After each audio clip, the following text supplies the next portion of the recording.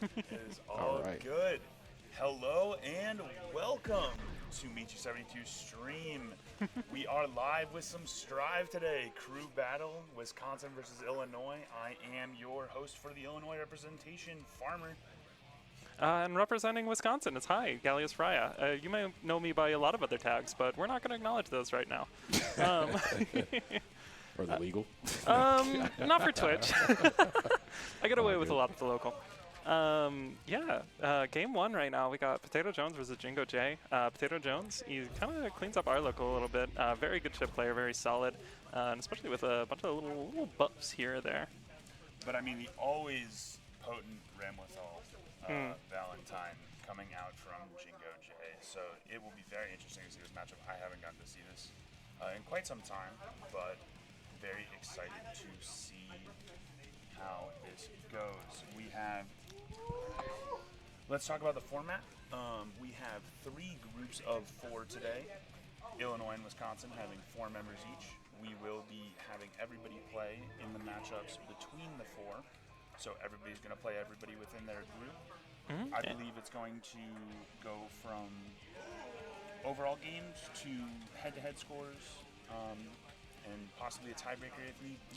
Yeah, we have the secret nuclear option if we end up tying in games and set count. So we're going to try to avoid that because that's evil. And I don't think anyone wants to... Oh, I'm so sorry. I had to readjust my microphone. You're good. We got the evil tiebreaker, which is 3v3 mode, and I don't think anyone wants to do that, but listen. Oh, that's the one? Oof. We'll see how it goes. Well, I'm excited. Jingo J, youth of the Side 7 crew, known for the Ramethal, so it should be exciting.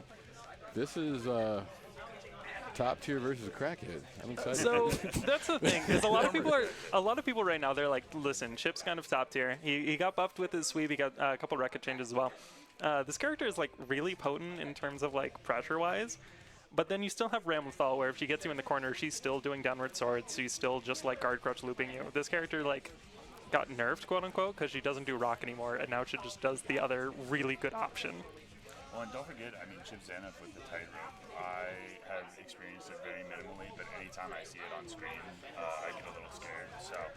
No, you're 100% right, especially because, especially against Jason, I wouldn't worry necessarily, or Potato Jones here, I wouldn't necessarily worry about tightrope combos. He doesn't got tightrope combos. But it is a very potent Oki option. You know, you got those left rights, especially because it's really confusing. Another thing that I learned when I was practicing against him is that even though it looks like he's hitting a bunch of overheads, everything on rope is mids, and he can detach and do a low faster than he can detach and do an overhead. So while he's hitting you from the air, you need to be blocking low and then reacting high. Interesting. Yeah, it's completely fucked. It's a weird mechanic, but it is a very potent option here for Chip. Alrighty, well, I think, are we good to give them the sign? Okay.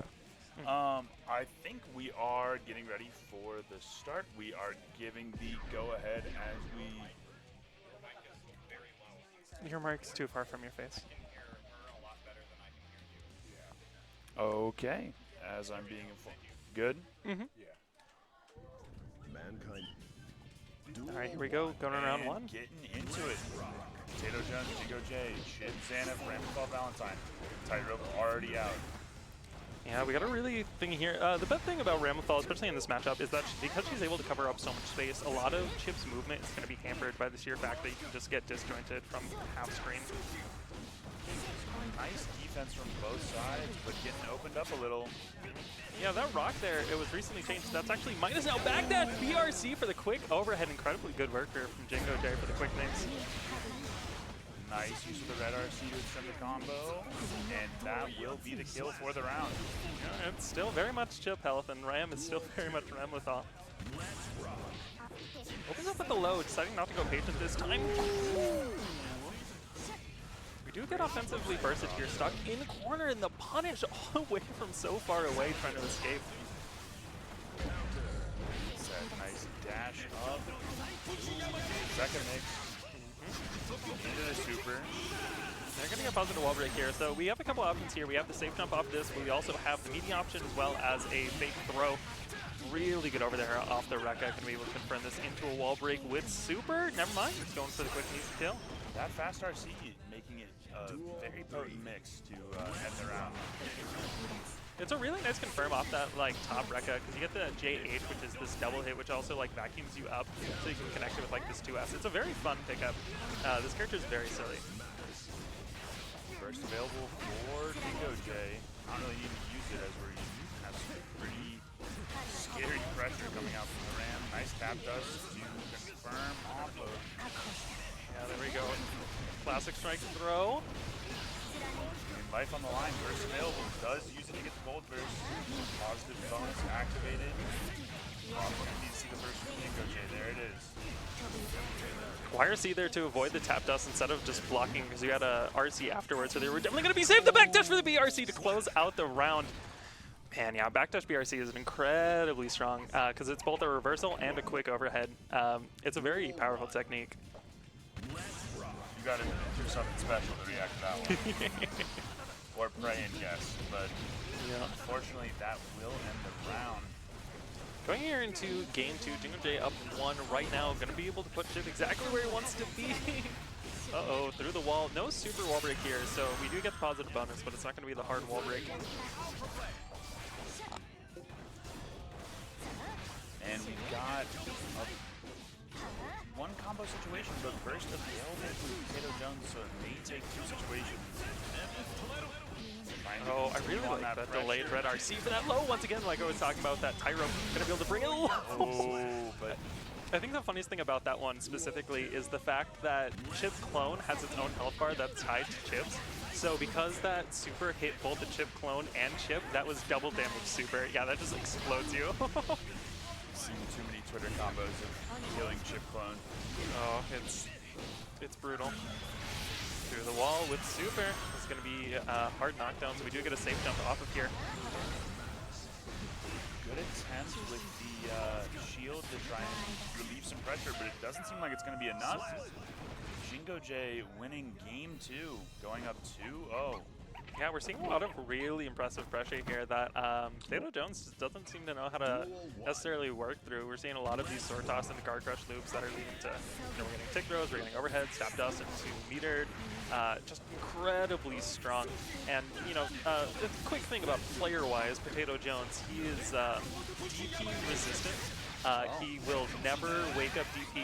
No matter how much I bait it, he will never, ever, ever do it. And so in a lot of situations like these, he might have it out, but he just will not do it because the risk is too high. Well, one health situation could be dying to Chip. Oh! Chip. No, the Shuriken kill! Shuriken, We actually got it. That's crazy. That is insane. Nice little aerial projectile.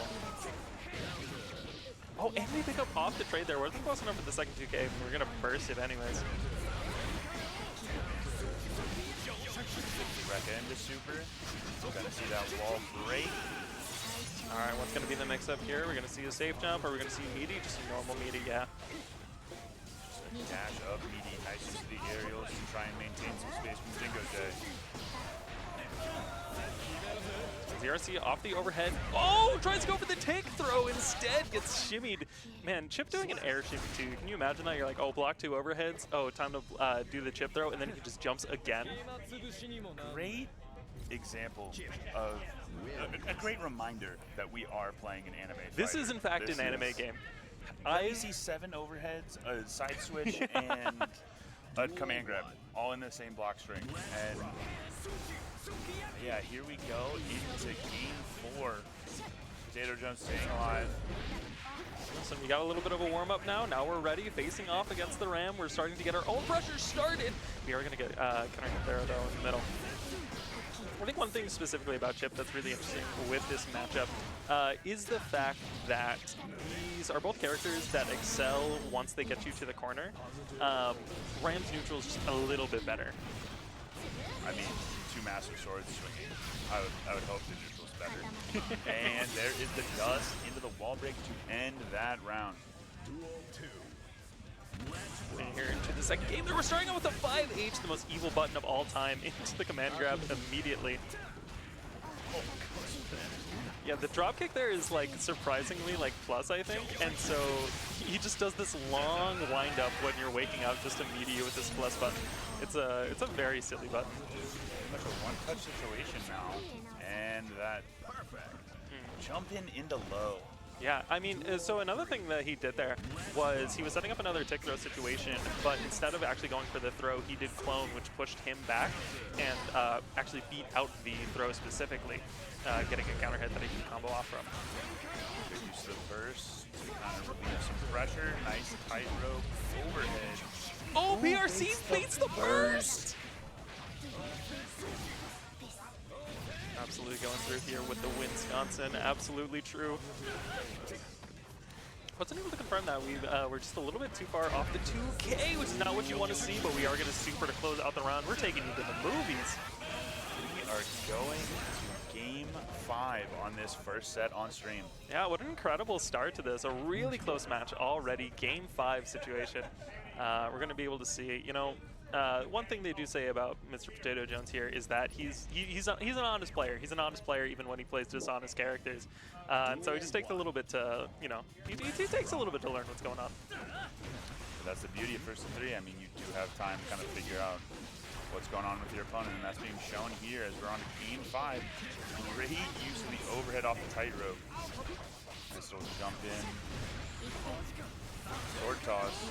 Doesn't really get anything off of it though. Oh, the Alpha Blade just being disjointed enough to beat out the Gold Burst. Unfortunately, we're going to miss that Rekka 3 there. DP through the sword toss. He did it.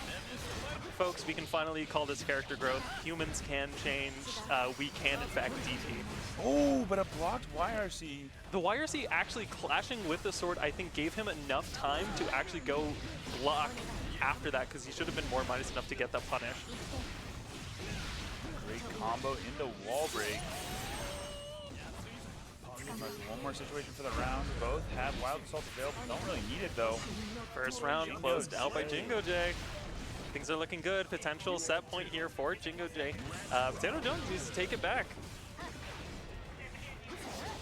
Looking for some tightrope mix, but not gonna get it as both swords out. Wall break coming. Don't really have a lot of considering no super. Oh, good just block there. Keep it going. I like that one. Baiting out the overhead with the Rekka 3, going immediately back into another low. Most people are just kind of on reaction, like, oh, Rekka 1, Rekka 2, time to block the overhead. And you just call that out with the fast RC there. Full meter available for Jingo J along with burst, and there goes the meter.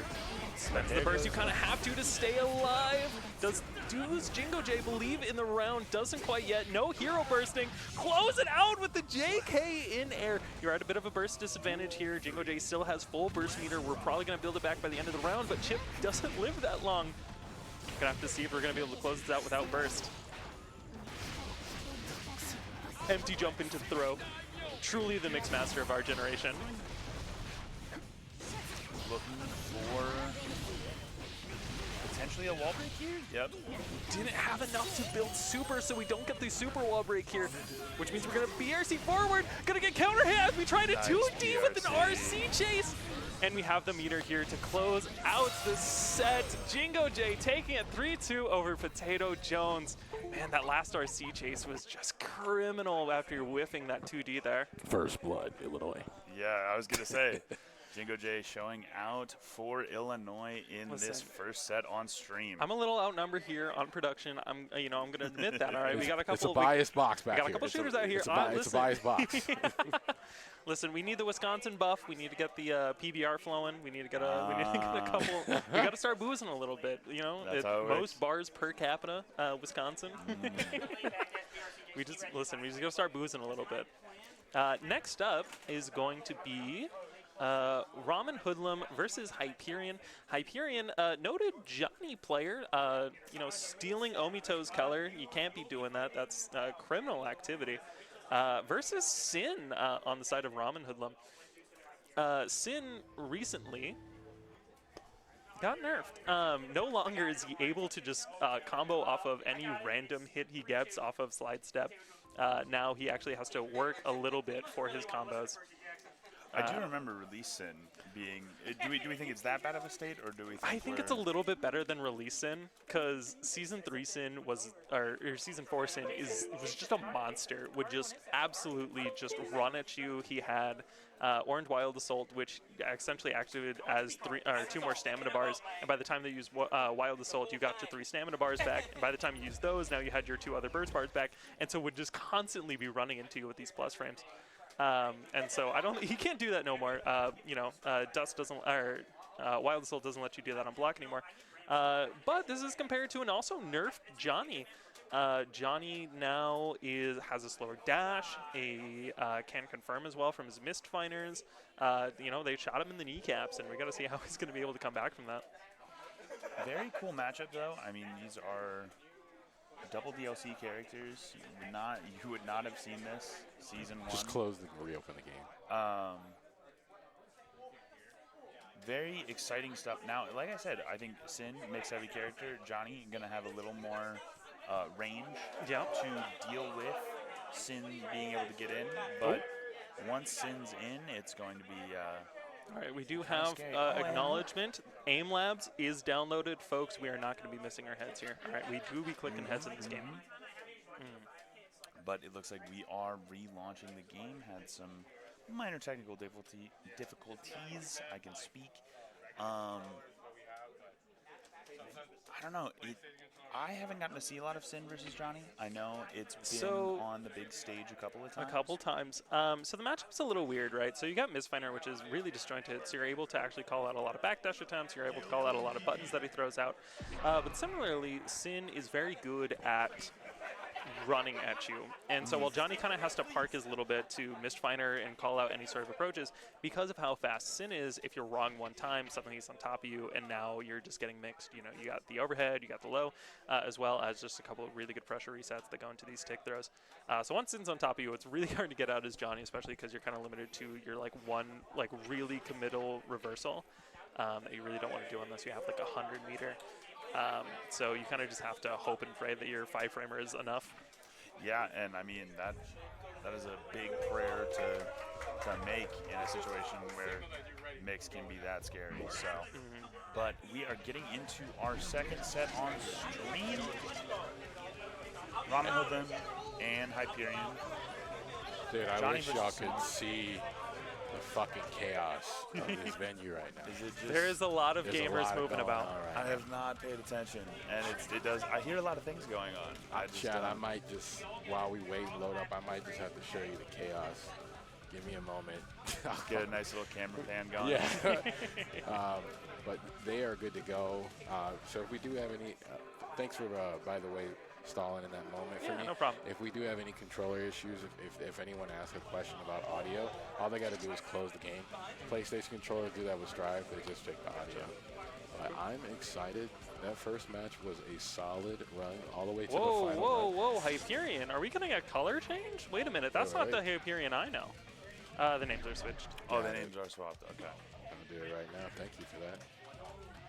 And then, and we're going with the Jorts Jin. I was about to call that. Jin Kazama? Jin Kazama. Playing Tekken? Oh my god. Oh my All right, can't believe it. You got to look out for that Kazuya house. Mishima from Smash Bros. Terry from Smash. Yeah. Oh, Terry from Smash. My bad. Terry from Smash. He's in Fatal Fury now. Did you know he was in I Street saw Fighter? a clip on Twitter that was it was a Smash Bros. It was Terry versus Ryu, and it was Street Fighter 6. Street Fighter 6. Collab on collab. Early burst used by Hyperion. True. I mean, especially when you're in that Johnny situation, you really don't want to be in Sin mix. Sometimes you really do just want that offensive burst because you're going to be able to build it back. Oh my god, look how they massacred my boy. No longer able to just infinitely extend off that pressure. I'm going to play it a lot slower. Ooh, nice use of the fast RC to keep that pressure going. Wasn't close enough to be able to combo off that card, but we are going to get the wall break here. Jack of Spades going to send us through the wall. Nice use of the YRC. Get off me. Time to start my own mix. Here we go. Here's the pressure. Open up by the low. Couldn't confirm off, but the 6K is going to get us the combo. We don't have enough meter to be able to super wall break here, so we are going to have to play neutral a little bit, unfortunately. No! Guilty We tried to Gear go for an Classic. air throw instead. We get air thrown instead. Spends the burst again in another round. This time we do get baited. Very, very cool. Love to see the jump into burst bait. Nice for the DP. Say it's my turn.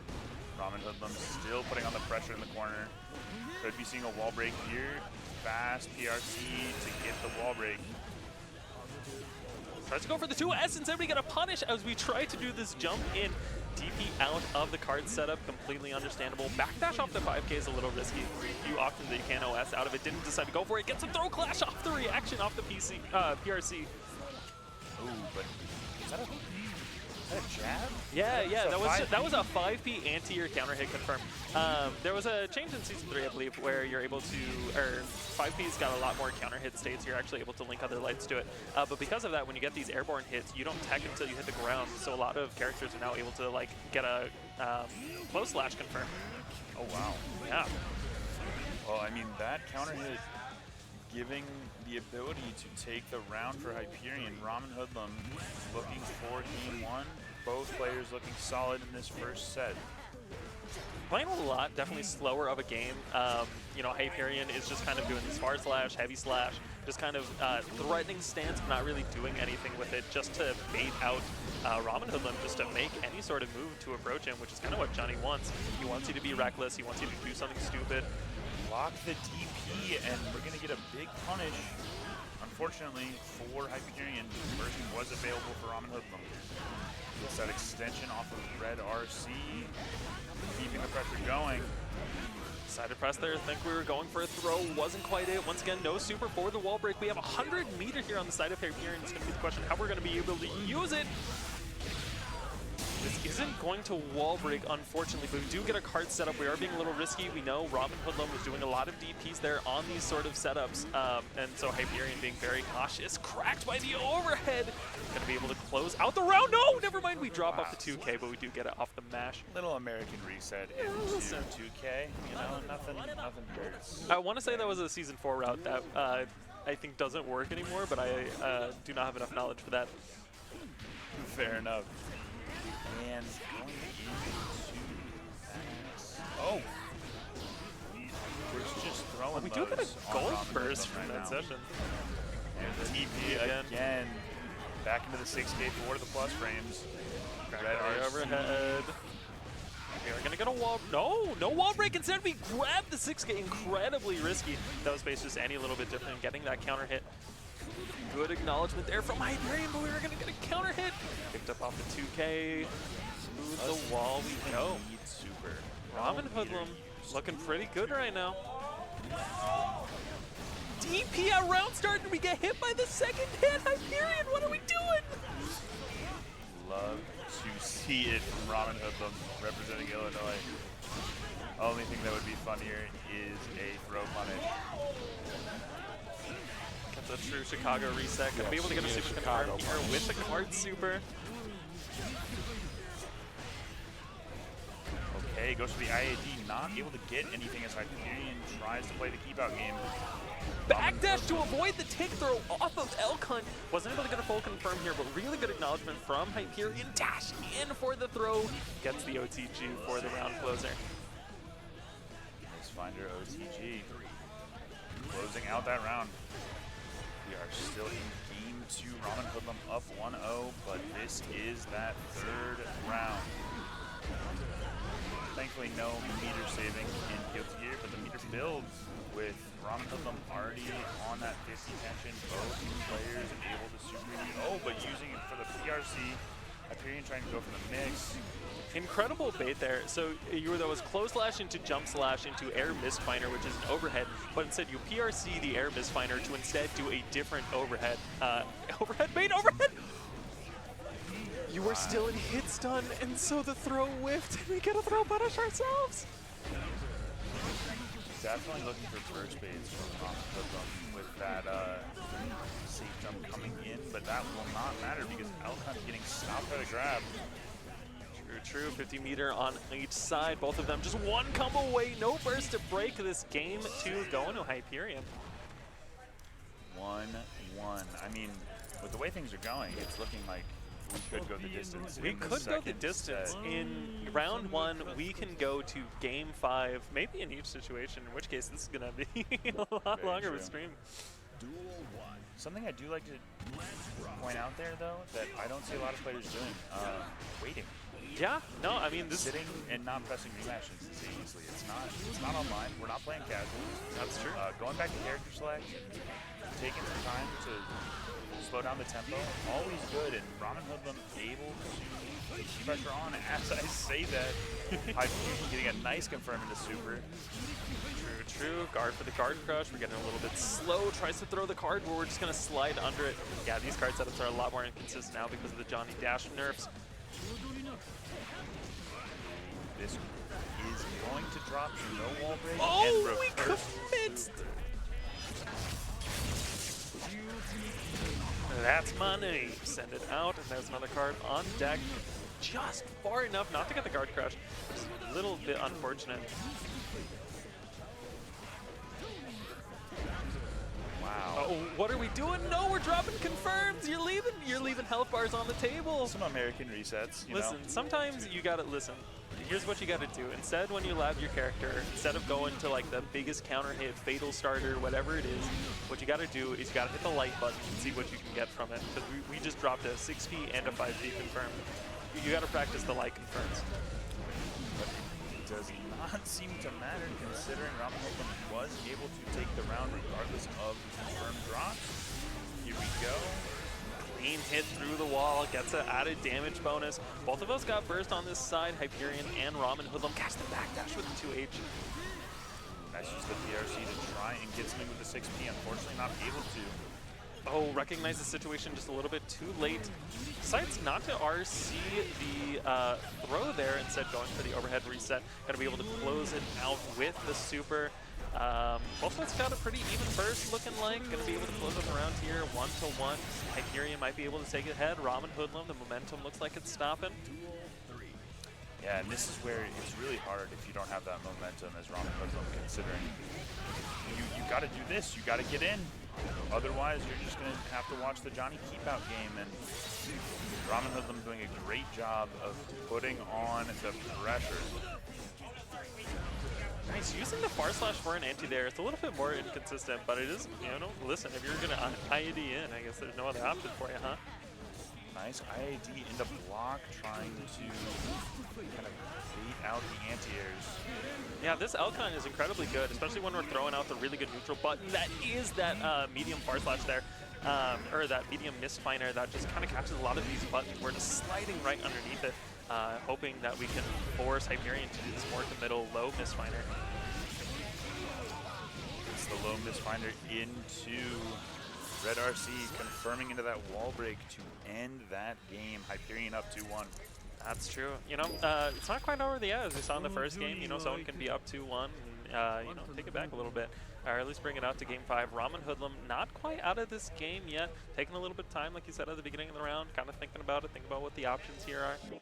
It's a long set. You've got time to do things like that. So. Especially when it's first to 3. I mean, you've got a lot of time to sort of play around, figure out what's happening.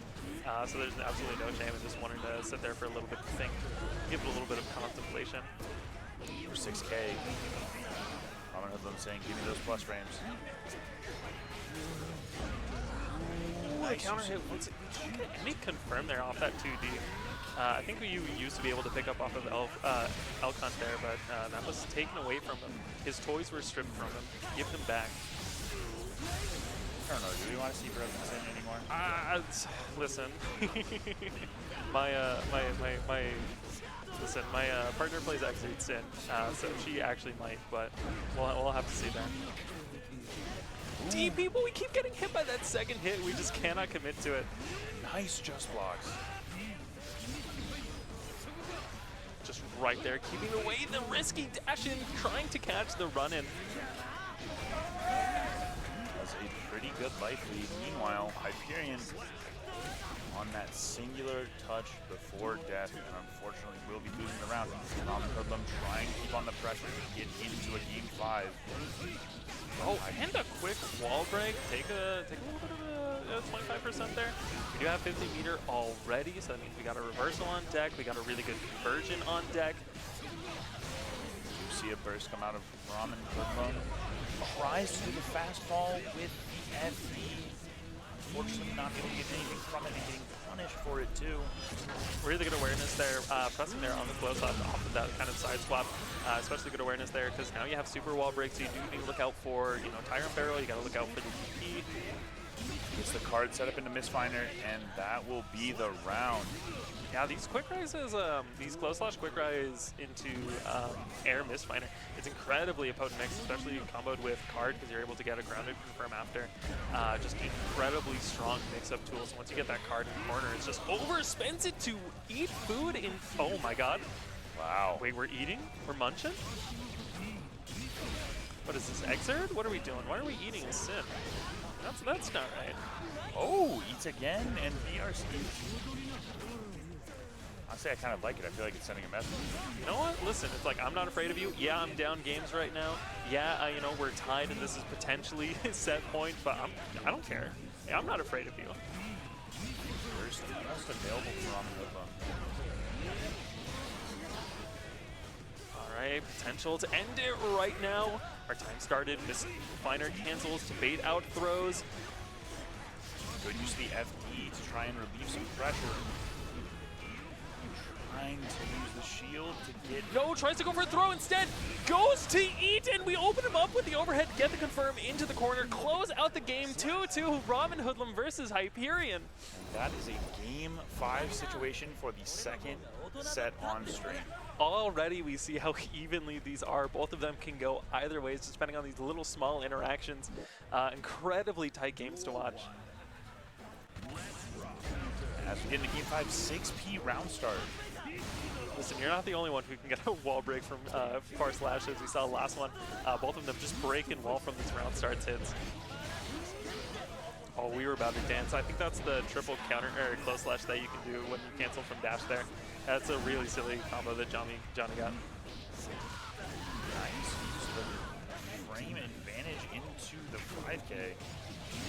Open up by the close slash, maybe messed up a little bit of media there, maybe he didn't believe anything, trying to go for a backdash, not sure, but either way, we get the super wall break here. Both of them had one-touch situations. We got positive bonus on the other side, trying to press something on the safe jump, and instead getting opened up by the falling JH, and we're going to close out with super, take you to the movies. We probably didn't need to do all that, but close out the game. If you've got the cash, spend it. You got the cash, spend it. You're not saving it for the next round. This ain't Street Fighter. No, exactly. There is no meter being saved between rounds. If you've got the tension, it's time to use it.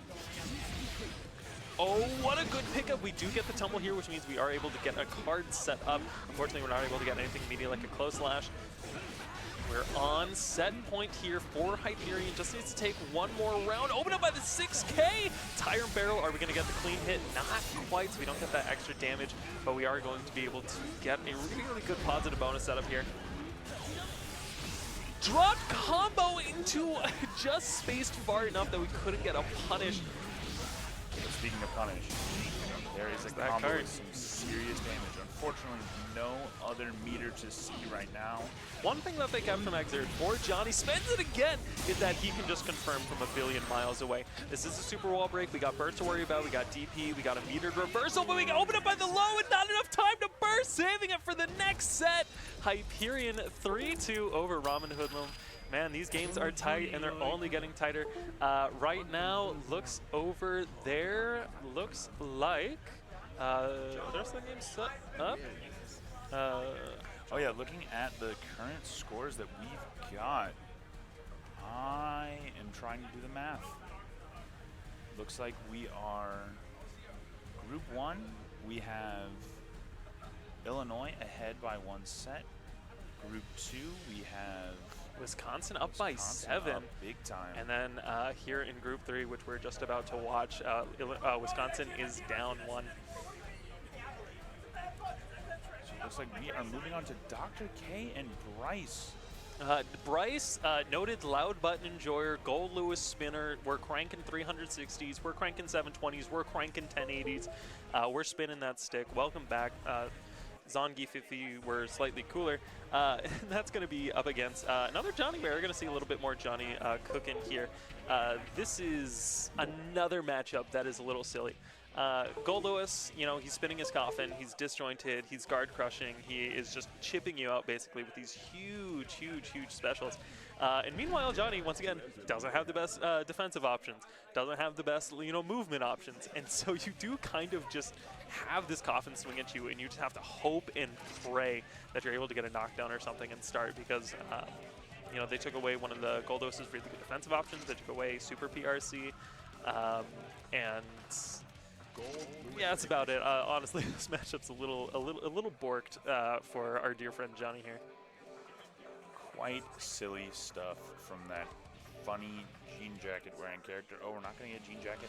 We are getting the jean jacket. Gold Lewis, the true American spirit. God bless the USA. What song are we choosing? We better choose one of the good ones. Oh. Oh, hold up, wait.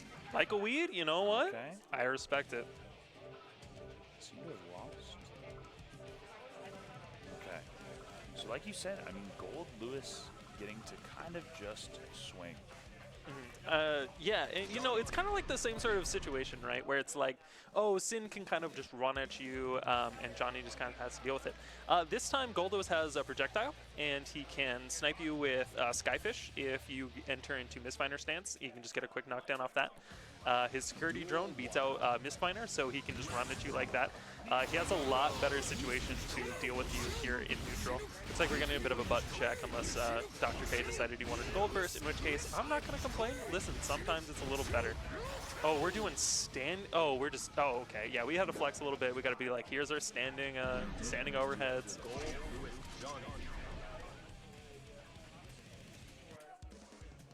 All right, here we go, starting with game one.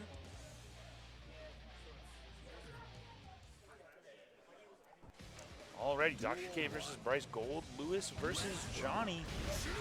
And we're turning that coffin already. Listen, we got the knockdown. Tries to go for the jump in, instead getting the close slash. Now, Wild Assault no longer is plus as it used to be. Still, that backdash afterwards, very scary stuff. Trying to go for that mix-up, but it is not going to matter right now as we see Dr. K with a nice super confirmed wall break. Gets that safe jump set up. Oh, backdash off the 2S PRC to keep it going. Open up with the low, steal the corner. Unfortunately, weren't able to get the OTG there. So instead, we get counter hit out. Gotta work our screen all the way back to the other side. Like we said before, drone, you just can't do anything about it. So Gold Lewis gets to just have some fun doing some pressure here. Oh, and that will be the round? I don't want to say yes because it's Gold Lewis guts. It's not. This game Dropped! is so funny. Oh, we almost had This it. game is hilarious. I swear to you, health bars look like they should just disappear. And well, because that's like that's the Strive stereotype. It's right. It's like, oh, I got hit once, blown up for like 80%, and then some characters just get to live forever. Some characters are blessed. You know, they have the mandate of heaven, and they just got to keep living despite it all. as an Anji player, I have no idea what you're talking about. Yeah, Guts the Japanese guts. Yeah. Oh, Wide Wild Assault after the full minigun for the perfect. We are around each here in game one. All right, just hit a little too far. Mistfinder couldn't confirm there, which means we don't get the tumble. Just feel him out a little bit with a little bit of Skyfish. Let him know, hey, you're not safe in full screen. You're gonna come at me one way or another. Guard crush. Yeah, White Wild Assault isn't frame 1 anymore, so we are actually able to get that far flash there and going to be able to beat it out. Super for the wall break. We do have 50 meter to worry about here. Are we cranking? Are we cranking our thing? There it is. Oh. No, we're using it. Oh, Mr. Obama, get in. The Sky Laser. Slightly charged dust. That didn't seem like a tap, but who knows? Interesting use to try and get some White counter Wild hit off Assault that. through the card burst to avoid the guard crush. Going for the same side mix. We have just a little bit for the 2P. Finally get that middle. Mistfinder closing it out 1-1 so far.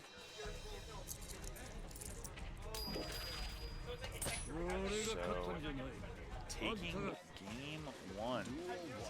Dr. K looking pretty comfortable. Listen, he knows when to press. He knows what's going on. He's going to use it burst to avoid the orange Wild Assault, trading your 100% for that 50%, but you're also kind of worried, you know, maybe positive bonus and the sort of benefits that you get from that. So doing a little bit of burst math, probably worth it. Nice confirm into a misfind, Pick but up it what doesn't. Skyfish there. Yeah, you just pick a hand. Oh, And combo off of drone. Gets the OTG. Oh no, we get a wall splat off that. Weren't able to get the confirm though because we're just a little bit too far. Oh, we tried jumping out. My fault, OG. I didn't see your coffin there. Ooh, gets clipped by the low misfinder. Hard burst, open up with the 2K. Didn't spend the burst there. We're not hero bursting. We didn't believe in the round. We go next. It has been too long since I've gotten to enjoy watching Golden combos. These are. There's something fun to watch. Hilarious. Unfortunately, they gave a character whose strongest asset is the fact that he gets to let you not play the game. Really fun combos where he gets to bounce you off projectiles. He's kind of doing like Ed level 2 stuff off of. Yeah. He was at level 2 before. Yeah, but he gets it for like multiple times in a round, you know? Double dash up into some misfinder setups. Tries to go for the throw bait there instead of getting opened up by the far slash. We have a 100-meter here. I'm not even sure if this is going to kill because this was kind of hit within guts range. Yeah, not even with the wall break. The wall break, We do though. get the safe jump here. Just going, yeah, we're just chipping him out. Cranking for the 1080, or the 720. Was not quite it. Unfortunately gonna whiff, and that will be the round for Dr. K. 1-1 again in game 2. White Wild Assault, but not really going to be able to do anything with it. Minigun comes out. Everybody's favorite explosive drone. Hold down the neutral, my son. We're pressing White Wild Assault through the Misfinder. Let's see if we can get you dead here. Just keep cranking it. Keep cranking it. I mean, you gotta play that keep out unit for Dr. K here, but you can also just dash in with sometimes. Sometimes you gotta press buttons. Who cares about playing range? If you always act like you're within range, your buttons will always hit. If you're pure of heart, actually. Ooh, YRC didn't want to deal with that at all. Misfinder out, gotta deal with the level 3 drone. YRC just before it, just far enough, sends out the card, trying to close out the round. Instead, we spend the burst. Drone once again in the dead zone! Dr. K just sliding between the coffin and the chain, closing it out. Dr. K 2-0 so far over Bryce. Are we about to see the first 3-0 on stream? I mean, hitboxes and hurtboxes is the name of what we just saw, Oh, yeah. unfortunately. I mean, that was just such a comfortable slide between this giant anti-air and just, whoop, here's it with the close slash. Guard crush in. Just guard crush after guard crush. Bryce obviously wanting to get on the board. Saying, I will not go quietly into the night. It is my turn for a game. Sets out the Sky Laser. Mr. Obama, send out the military. Opens you up with the low. Yeah, that's so difficult, especially because you have all the particle effects coming in from the laser. You can't see necessarily when the coffin's going overhead, when it's going low, if it's just going for the guard crush reset. Even sometimes you're able to get some like really nasty throw setups off of it. Laser, it's, you know, it acts as a neutral tool, but in reality, it's a vision obscure, right? You're just setting up a cloud so they can't see what kind of button you're hitting. I feel like a Sky Laser confirm on Gold Lewis is how you give a Victorian child a stroke. Like that, there's so many things happening on the screen that like I would be so overwhelmed if I had no idea what this fighting game was or well, right, anything so that happens. you're a Victorian child. You've only seen people who are emaciated and live off of like wheat bread for your entire life. And then you see this giant man Swinging built, like, a coffin. swinging a coffin, shooting down a laser from the heavens as he like swings the emblem nice of the dead burst at you. bait. That's like, you know, that's stuff out of Revelations right there. They probably think the rapture's coming. All right, looks like a one-touch situation for Bryce to be able to take this round. One more confirm, but Sets out the here Sky comes Laser. the Sky Let's see Laser. it. Gets the throw, trying to bait it out. Sets up the card, gets the throw in return. OTG misses, but it's a bait for the 2P. Close out the round. Bryce looking pretty clean here. Dr. K trying to stay alive and close out this set. However, Bryce trying to get a big momentum shift. White Wild Assault. Gets the knockdown. Tries to open you up with the low, immediately back into the overhead. Opens with the low again, gets it confirmed with the red wild soul, red RC. Gonna be able to take you to the corner. Not quite a wall splat though. Back against the wall, and it's looking like a Game 5 situation. They can take JD. They can take its active frames, but what they can never do is change the fact that it's a weird-ass hit and will constantly just clip random buttons. Opening up with that JD again. Bryce taking these quick 2 games. We're at 2-2 here, both of them at set point. Nice orange Wild Assault extension into super. Check. Arts to send us through. Yeah, that situation's really rough, right? Because you get that that card throw down there, and you don't want to deal with the guard burst, and so you backdash. But instead, you get mixed up because they're just doing far slash off that, so they're going to be able to actually catch that backdash. Incredibly strong there. YRC saying, get off of me, but not looking like it mattered as Bryce is getting massive damage. Sometimes you just need to do 60 damage off of a random confirm and neutral. I'm playing Ryu here. Open up by the low. Bryce on set point. Listen, you can put him down 2-0, but what you can't stop him from doing is pressing his goddamn buttons. Ooh, but the orange Wild Assault extension, unfortunately, is going to drop there for Dr. K. Trying to stay alive in this Game 5 situation. Tries to go for JD, instead we're getting clipped by the close slash. Gonna send us through the wall. We have the meter move. Didn't want to spend it on super. Instead, we wake up with just a little bit more Behemoth Typhoon. Well, that's all I need in my life. Just a little bit more Behemoth Typhoon. And we just saw that interaction you were talking about earlier with Mistfiner and Skyfish. Unfortunately, not able to stop that very scary drone in neutral. But a full bar of tension. We built back burst. We're gonna hold on to it. Spends the tension. Last game, last round for round 1 here. We do have the burst advantage as Bryce. Dr. K gonna probably build it back by the end. Spends it on the early burst. Doesn't even want to get in the Johnny Vortex. Steals the corner. This is where Goldo shines. No security gauge, so we can't do any of our more messed up security settings. Looking for that counter hit confirmed. JD to back up off of the air Mistfighter, instead sending out a double sandwich of military industrial equipment, sending out the drone, sending out the Skyfish, getting the counter hit off the overhead. No confirm, unfortunately. Able to just get that Skyfish use full bar of tension. Dr. K really goes to the shimmy of the fact that he has no security gauge here. Once again, gets the 2P confirmed, spins the meter, isn't going to be able to get a pickup. White Wild Assault to call out the button. Safe jab into a PRC, going to keep ourselves safe. We got 15 security for the overhead. Bryce 3-2 over Dr. K. A great performance from both players. Dr. K trying to come out early. Bryce, unfortunately, getting that momentum. You cannot stop a Gold Lewis player who has the mandate of heaven. When you can just press 2P off of fake situations, when you can get safe jabs, when you can just guard crush loop away once you got security gauge, just mashing buttons. And you know, that's the Wisconsin spirit. That's the true boozer spirit. Right now, it looks like our round 1 is tied between the 3 groups. Group 1 winning with 3 sets over 1, Wisconsin winning with 4 sets over none in Group 2, and then Group 3 tied both in sets and in games. So what is that? How does that tiebreaker work? So that's going to be round 1 is going to the tie in set, or no, because Wisconsin has more set counts, I think. So we have 6 to 5 set count wins. So I think Wisconsin wins round 1. Winning round 1, but we do have lots of action left as we have rounds 2 through 4 to go. That's true. Listen, every player here, they're going to be able to eventually play everyone in their group, you know, so they're boxed up into these groups of 8 players. Everyone's going to be playing each other in this sort of extended round robin. Additionally, we're going to be able to see everyone on stream. We're going to be able to show off the talent here, both in Wisconsin and in Illinois.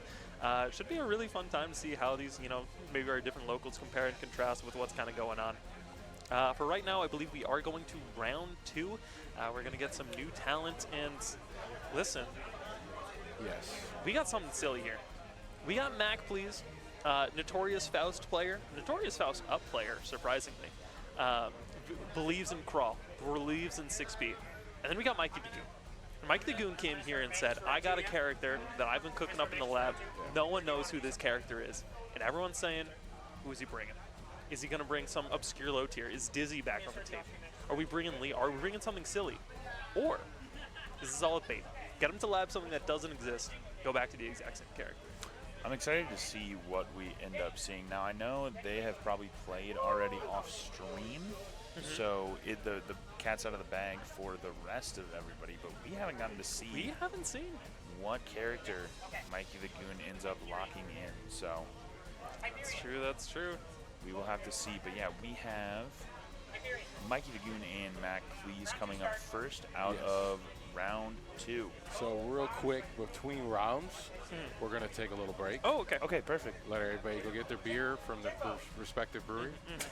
Exactly. But we'll set up for the next match. I'm going to run a little ad. So, yes, you did win some channel points if you did vote for Wisconsin. So keep gambling. We'll come back for their predictions Use at those the beginning channel of the round. points. Buy yourself some PBR. Let's get it going. Exactly. So, chat, real quick, just going to do a quick shout out to the reason why we're here is because of scrims. So I'm going to show a commercial. We'll be right back, and then we'll get straight into the next match. So about 5 minutes. Just go get your snack, take a quick pee break, come right back, okay? All right.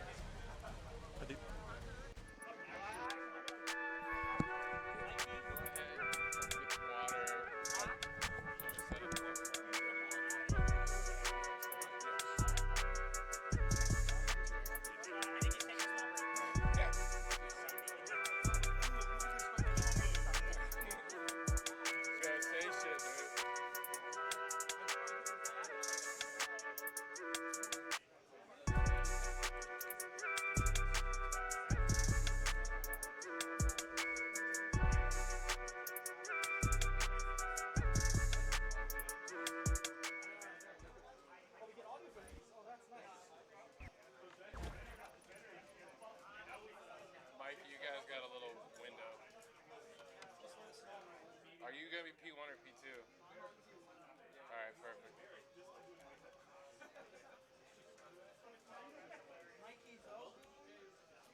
Zolboom.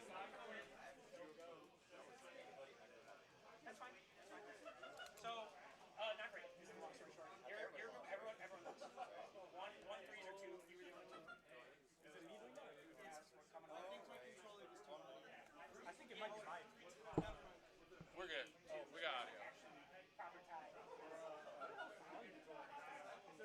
Oh my god, I'm still. Yeah, we're doing round 2 now. So we'll move on to round 2 now. There we go.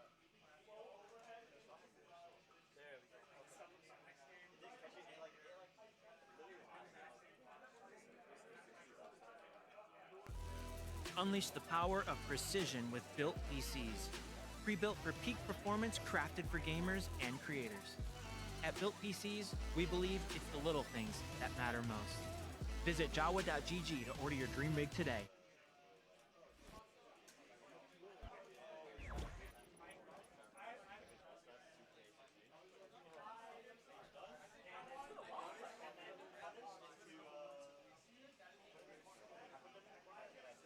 Here, actually, take this corner back. That's tough. Farmer, you're feeling okay? Yeah. Appreciate you again, my dude. Last minute sub, just swooping in. I'm just like, what? This guy's here? No, I literally saw the post in general that was like, yeah, Crewbattle starting soon. I was like, that's I can make 30 it. minutes away. I'll just, I can make it up. Dude, I appreciate you, my dude. It's been a while since you've been here. So. Only issue is I have zero idea what Stripe looks like anymore, so I'm just kind of saying shit. It's fine. As long as you're having a good time. Oh, yeah. The goal kind of this was mostly just like community building and getting some competition and having fun. So it's kind of just, it's supposed to be to have fun basically is the long story short of this. So even if you don't know what's happening, you're a good commentator. I trust you. And then you make it easy for me now because now I'm just running the tournament instead. Dude. We're not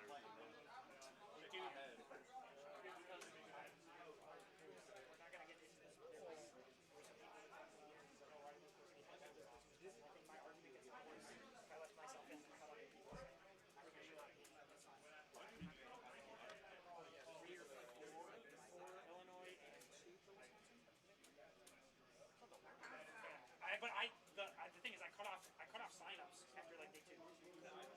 sign-ups. So a bunch of people signed up, and I was like, I already have like 15 people. I'm like, well, if you didn't sign up by day 2, sorry, you're out.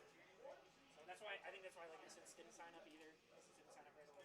He was like, he probably would have sure that. We had so many. I feel like the people that come that are part of this is like I don't know which. It's like the other 4 that we see.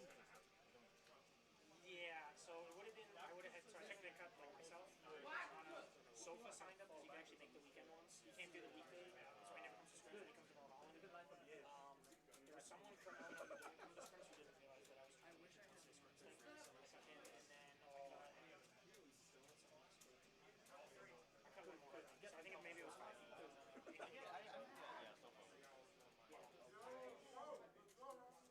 Yeah, it's just he can't come Wednesdays. Yeah.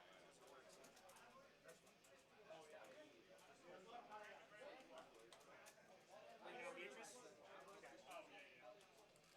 I'll put Beatrice.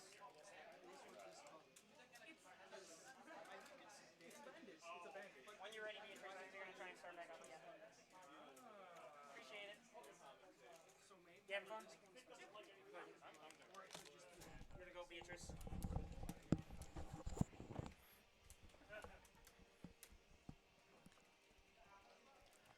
All right, chat. We're coming on back. All right, so I got to put on the effects. Hold on. So round 1. Hold on. Anyone hear it? Oh. Hold on. Round 1. I don't hear it yet. I got to hone in. We got effects here. Oh, we round got effects. 1 was won by Illinois. Wait. No, it was won by Wisconsin. I am wrong. We guessed wrong. We didn't mix enough. We didn't Chicago punish enough. Chad, guys, I did not say go. I'm introducing you guys. You got to let the hype build. All right, Button here check. we go. I think we're getting ready to start with game 1 here in round 2. They're going to do a button check. Chat, we're starting round 2 for the gambling. The speaker's making no sense. Oh, because I'm doing I'm tweaking it out on purpose. But we're going to get started here. We are bringing the ABBA indeed. So that is the funny pick that we got to see. Yeah, we're sticking with it. Word on the street is that Mikey the Goon happened to put a virus on his computer known as 2XKO and Riot Vanguard. I hear that they gave root kernel access to Riot Games, and he's just been playing that, I guess, for a while. So decided to stick with the tried and true ABBA. Yes, yeah. Last night playing. No. But we're back in the land of the beasts. Like Goon versus Back Please, ABBA versus Faust. Mini Faust, it's a second burst. We're going to be in just out of Jealous Rage mode, trying to throw items we get hit by our own bomb. Nice jump in. Guys, let me troll a little bit. It's my own work. Okay, my fault. Ooh, tries to get that air confirm. We're doing really good right now as we're back, please, right? Because one of the big things about ABBA is that she's going to get Jealous Rage at least minimum once during the match. And your job is to survive that, Five Nights at Freddy's jump scare and then never let her get into it again. And we're actually doing pretty good. I mean, we're getting a lot of these situations where we're not building up a lot of Jealous Rage meter, or at least not letting her get into it for free. But there it goes, and Mikey the Goon taking first round of this second round of games. Oh, gets hit with the second hit of 5H there, because that does have that follow-up there, that sort of command hits you.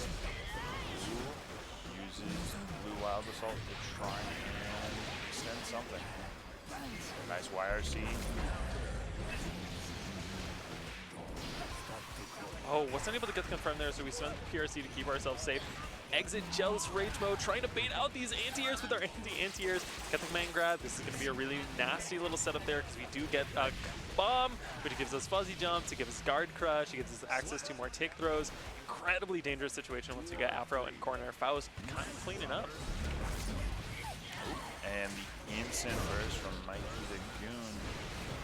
It's that backdash into jump normal, but unfortunately, nothing to come from there. Mini Faust on the field. I really like here that Mac as well, sort of what Mikey the Goon is doing, backdash into super, very good there. One of the things that Mikey the Goon is doing is just being like, you know what, I get Jealous Rage meter at the start. I'm going to hopefully use that to win neutral. Great defense there, being able to block the teleportation mix. Yeah, so that was Abba's parry, right? And it has a really weird long duration of invincibility after where she can't act, but it's also just like a weird timing for you to punish. When the trumpet picked up by Mikey DeGoon, so the pressure is on against Mac. Opens it up. Mac, please, able to take the first game there against Mikey DeGoon.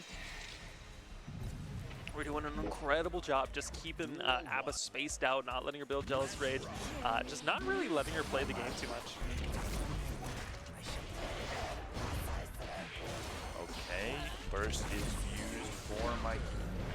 God, look at that Faust 6-speed. That's the anti-air of the gods.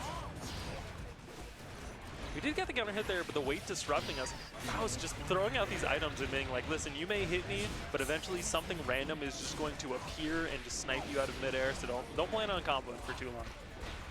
Love to see all the fast red RCs trying to keep up the pressure in the sets that we've watched thus far, as we see Mike DeGoon do that in that last situation. Ooh, but run up throw. 2P for the command throw. Gets the Afro, blocks the YRC. Gonna be able to get a confirm here off the Afro explosion. Spends a PRC to teleport for another command grab, expecting a parry. And instead, we're just gonna go ahead and get blown up. Maclee's looking incredibly strong here.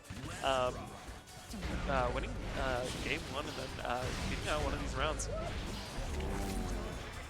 Flex Shield not really able to be that effective there, as Abba just able to keep the pressure on. That was a really risky option there, especially from Maclee's, right? That J2K into Mix is incredibly minus. Just kind of hoping that they just decided that after J2K they wanted to press some sort of anti-air. We are getting sent to the wall. We got a lot of Jealous Rage here, which means we're going to be in JR mode for quite some time. And that time is equal to the end of the round.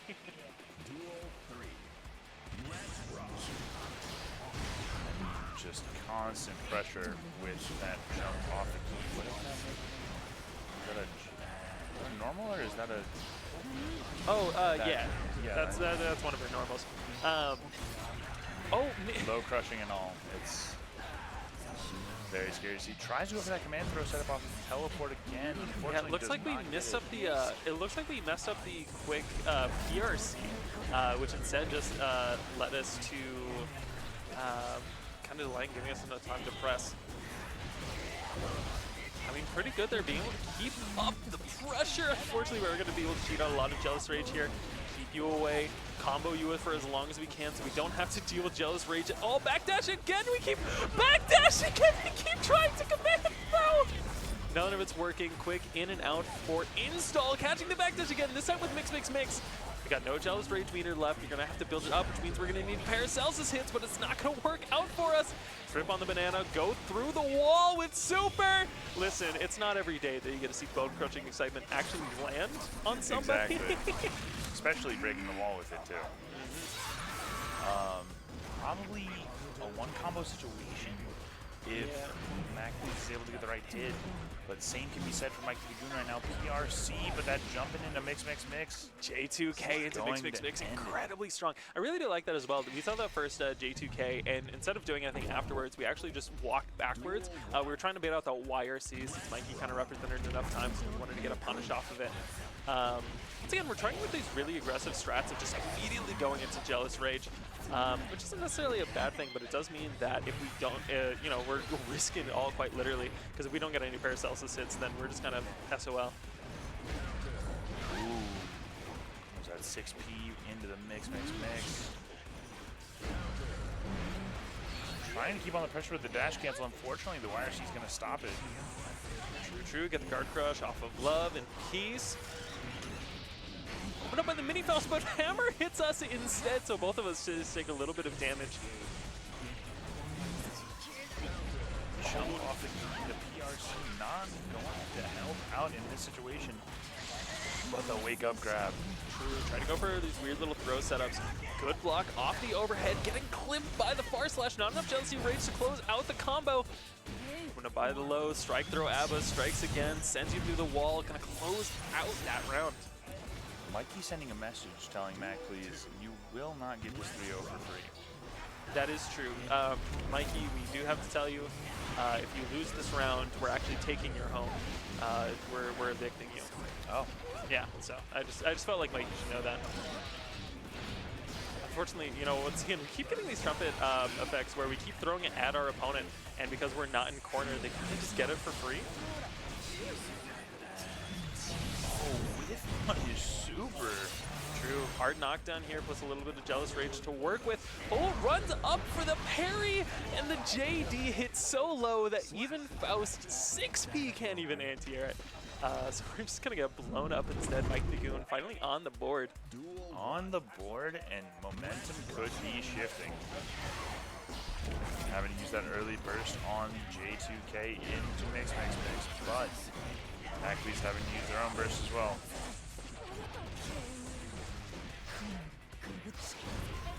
Oh, goes to the PRC, tries to look for the jump, maybe into air throw, doesn't get it, but the backdash on command grab.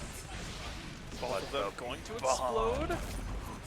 After Jealous Rage trying to out neutral. Once again, that JD beating out Faust 6P. Not able to get a wall break. Instead, going for strike throw. No! The rare situation where bone crushing excitement works as an actual reversal through Abba's super. Super into super. And somehow Faust is on the winning end of that super v super. Somehow, Faust bone crushing excitement worked. Oh, but a great air-to-air With the JP to there. take that round. True, true. Mikey Dagoon, listen, you may get hit by one of the gimmickiest supers of all time, but you know how to neutral sometimes. Blocking in the corner, just taking this Faust pressure right now. That's Fortunately, really funny right there, right? So the Afro was thrown out, and Mikey Dagoon was like, oh, I can't. That was a messed up super, I'm pretty sure, because I think that's the same input as a mix. We're gonna snip.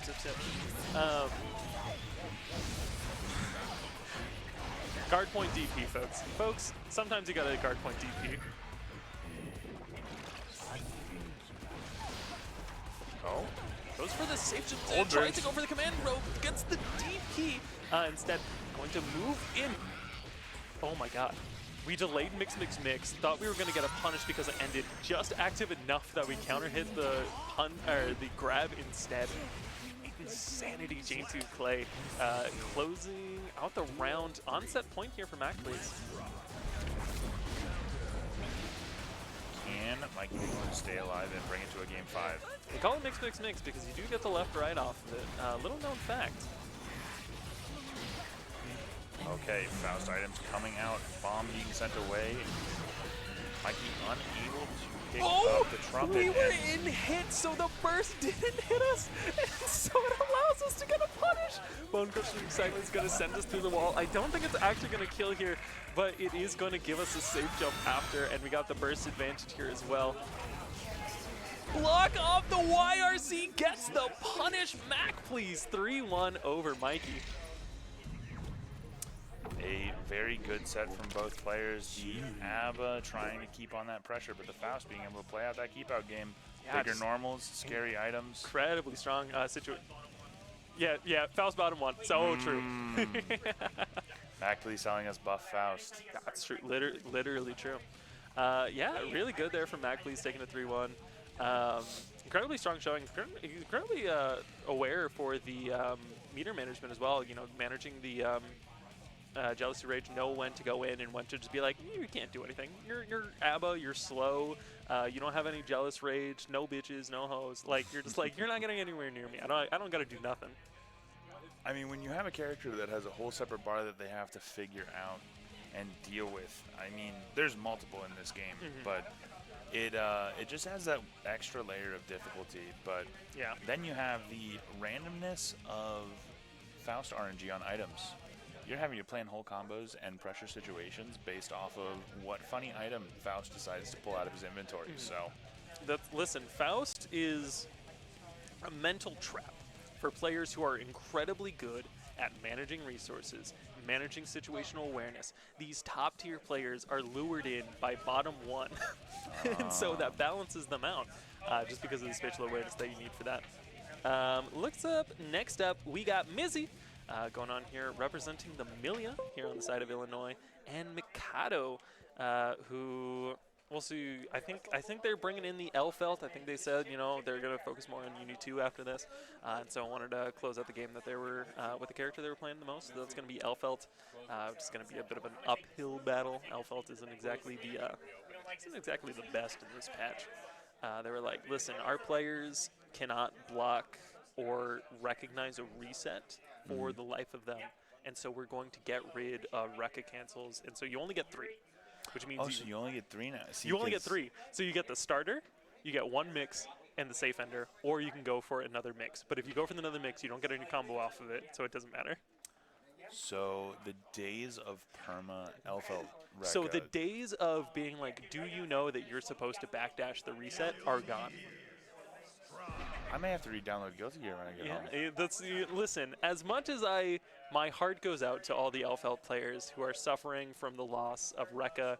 They're chained down and imprisoned. Having to get job #free Rekka. Finally having to get jobs. I do also think it's probably way healthier for the game. I mean, yeah, I don't know. I started playing the game again when Ranked came out. I was excited about that. They did some weird things to my boy Anji with his 2H, but don't really know where to go with that. They took away some of my routes that I was used to for seasons, and so now I'm confused every time I boot up the game. But technically, it's now like plus R, where my 2H is semi-plus, but it's super slow. It's like 27 frames, but it'll be plus on hit. So, but enough about Anji. We've got Milia on. I mean, listen, if we're gonna air a couple grievances, Eno has a 26 frame mid that is easily 6B'able, and they said our players aren't pressing 5P enough. We're gonna slow it down 2 more frames, which gets rid of combo routes that she had mid-screen. All I'm saying, we did it. We nerfed a 26 frame mid. But my favorite and least favorite character, Milia Rage, on screen. Incredibly fun character to lab with. This character kind of, it's lab monster vibes, because this character kind of gets to freeform a lot, right? They kind of just get to do whatever. You can hair car into an overhead, into a low. You can, disc Oki your way to 5 billion% mix. They have 3 air actions. You can just find the most Geneva Convention breaking routes ever conceived of, and then you enter in game and you're like, well, I could do all that, or I could just, or I could just do Artemis and we'll see what happens. And meanwhile, it's a high risk, high reward in picking Milia, because 2-3 hits, you are gone. That's true, low health character. When has that ever really been a problem? Shout out Akuma, but And we're getting into it. Elfelt versus Milia. Mikadu versus Mizzy. Going by the 2D, deciding to go for the safe route, wasn't able to confirm off of the S disc. And there goes that Rekka. Ooh. Gonna be able to get the throw, H disc, same side overhead. Drops in for the low. There we go. We got the cross up, but good blocks. Time to boot up plus R. Can you block TK Bad Moon? I thought of that, terrifies me. And we will get that wall break for the round. True. Mizzy on the board first. Back it up. There's the shot. Oh, interesting decide there. We decided to go with the white dash there from Elfelt, even though we didn't have any meter to back it up, so we actually can get throw punch there without any meter. That time that was just a meaty setup, but we're Rekka combo into wall break. Oh, just run up for the throw. Sometimes the greatest miss is the miss you'll never understand. The BRC to escape the H disc and then immediately run back into it. Listen, this is just in character for Elfelt, I feel. And now we play the zoning game. Now we get to just chip you out because our bullets redirect. Can you imagine showing a Street Fighter player, hey, I'm going to throw plasma, but it's going to fly around you and then hit you backwards? So imagine, Akuma does air fireball, and you're like, okay, I'll just back up, and then it goes to the ground, and then immediately becomes a normal fireball. Yeah. Look at that. I mean, just Incredible stuff. I get to experience a little bit. My Natsume from BlazBlue also gets to just throw a spear and then call it back whenever and then cancel off of it. Incredibly fun. Mikado, even with bottom 1 Elfelt, chained up Rekka, still able to get the first game here against Busted Milia, you know? Oh, yeah? Yeah. Little counter hit 2D, trying to make something of it. Gonna hopefully see some more disc mix. Low slash into the 6th row, going to be able to go there. 2H for the OTG. Bomb for the 2K opener. Now, Bomb Jacket's here a little bit nervous situation. You don't get to build any meter, or you get a meter gain penalty while Bomb Jacket's on, so you actually don't get as much meter from your positive bonus as well. But the trade-off is that you have Bison Bomb on you, and you just get to sit there and be like, I have to block Nyx in an anime game with Bison Bomb on me, and that's never fun. Full bar of tension, but it doesn't seem like it's going to matter. Probably going to need to use the burst here. The gold burst zooms in, and we throw before the actual active frames of it starts. Trying to use the reversal super, it looks like we are going to be... It connects. It actually connects. Oh my god, it connected. Ends the round. I look at Mikado right now. She's very pleased with that situation. She tried to keep it cool for half a second, could not contain it. Nice little wall break from Mizzy, trying to stay alive here in game 2. Sends 2D, S's, keep us safe. I really like that PRC forward with the JP, trying to continue pressure. Just keep throwing overheads. One of them's bound to work. Empty jump throw, incredibly strong with H-Disc. Ooh, nice little mix off the IAD. Yeah, I really do like that as well, mainly because Mikado recognizing that that H-Disc setup right there isn't real, and so you can't actually jump out of it. Unfortunately, you just get clipped by the close slash there. But really good recognition from Mikado. Oh, whiff throw into 2K, 2D. So combo into 2D, trying to get a hard knockdown situation. Ooh, what an air throw! Going to be able to set up the fireball once again, redirect it. Ooh, YRC to keep the pressure off, trying to start some pressure of their own. Gets the throw, H-Disc, trying to go for a bait setup there with a JP. Looks like a same side overhead, but it's actually a tick throw setup.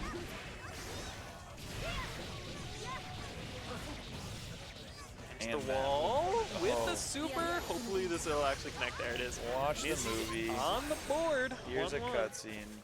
Listen, Milia has the decency to be like, this is my cinematic super. It is 2 seconds long. Yeah, I was going to say, it is probably the shortest one I've seen. Yeah, it is an incredibly short super. It's more utility as well, because her other super also isn't cinematic. She just sends out a the saw blade.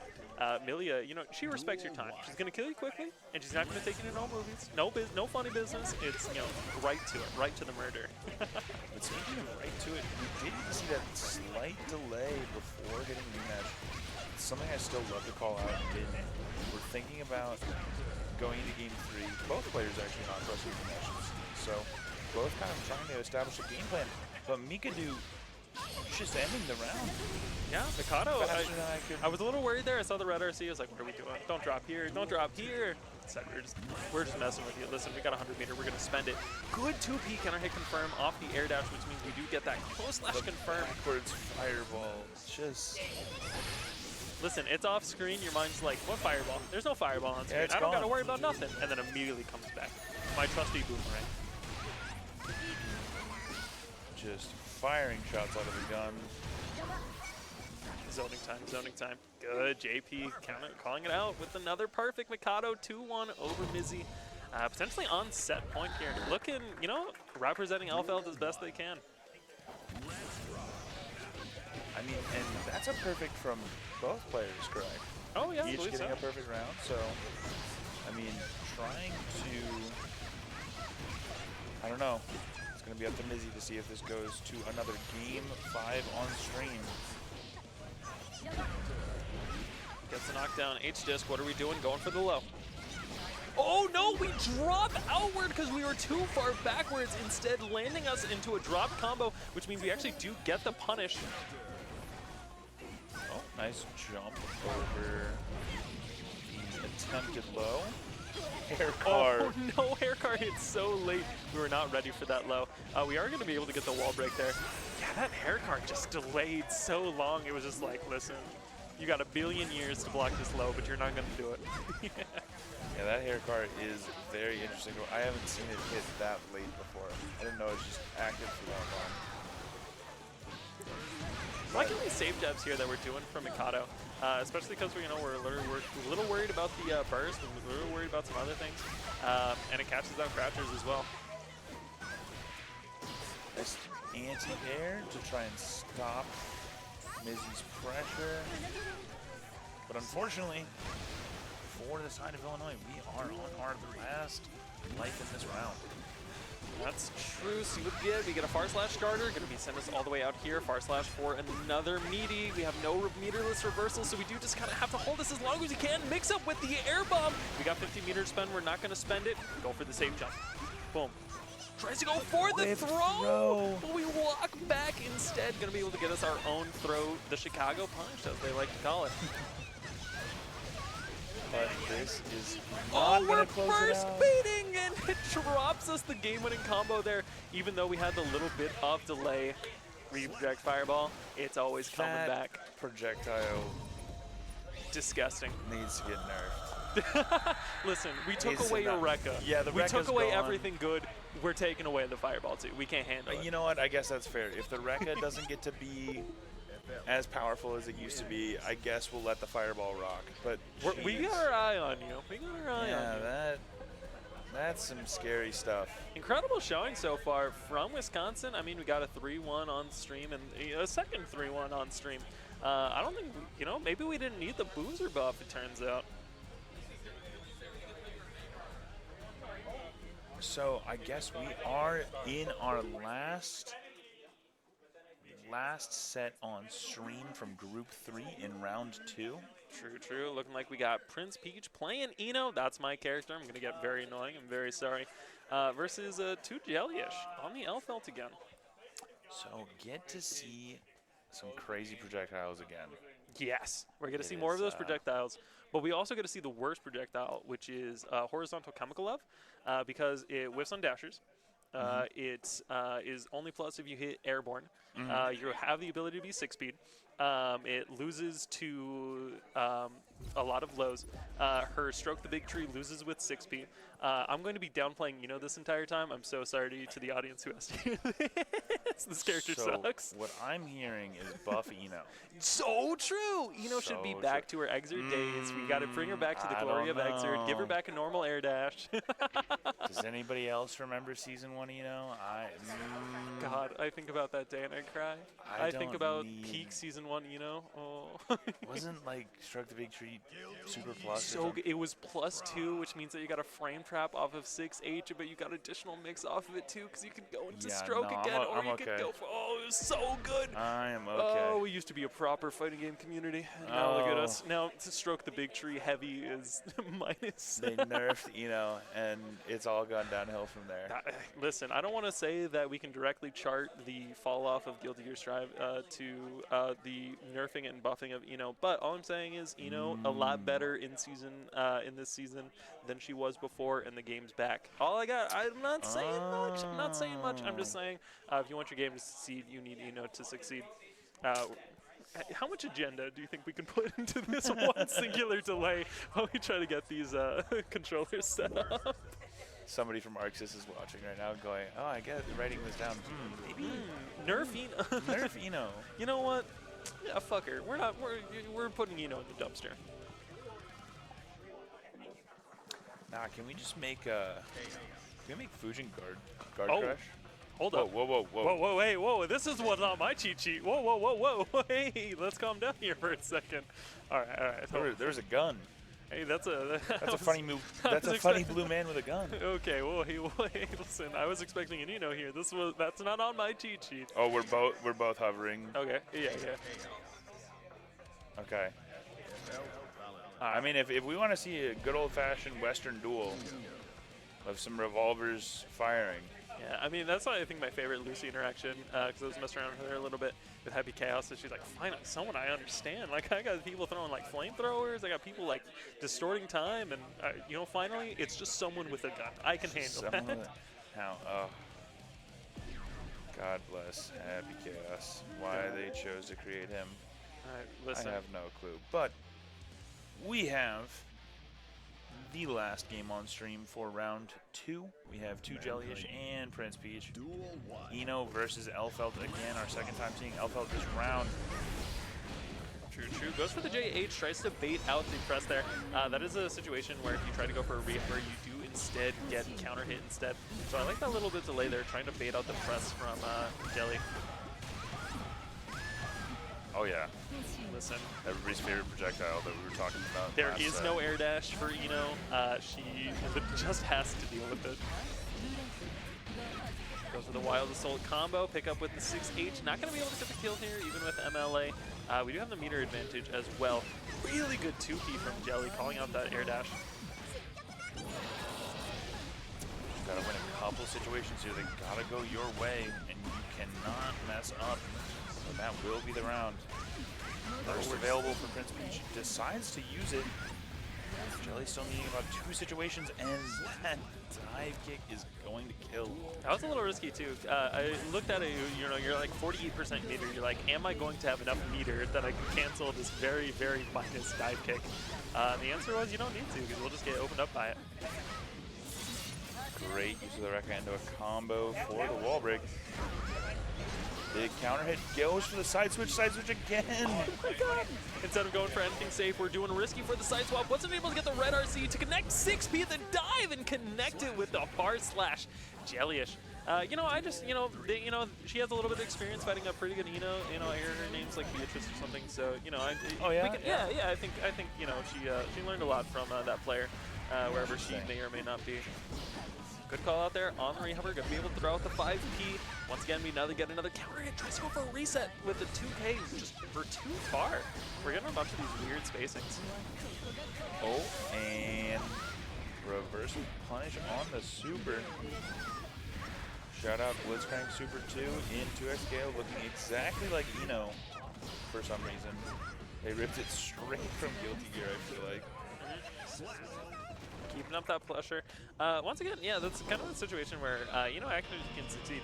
When she forces people to fuzzy jump like that, you actually are able to build up these pretty okay-ish pressure loop where you can get a bunch of these really weird counter hits if they try to press, just because of how weird the frame data is when you're blocking things like Stroke the Big Tree and Airborne.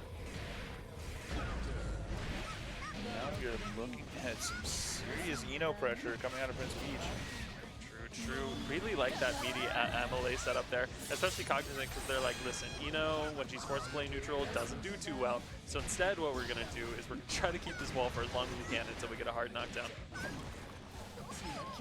Putting the pressure on, but that throw into RC is going to do it for the round. Prince Peach trying to go up 2-0. True. Bar Slash going to be able to call out the hover there, and especially going on Stroke as well with the air bomb. There is unfortunately showing off those Elfelt nerfs. That could have been going for God knows how long. Ooh. Oh, calling out the note there because we weren't able to actually get it to connect. Throwing it out in neutral without PRCing it. Tried to go for a little risky, and Jelly really good with the call out there, running forward. Gonna be able to close out the round, keeping up the pressure strong. RC going to do it. Jelly is trying to take the game of their own right now. Prince Peach trying to make it 2-0.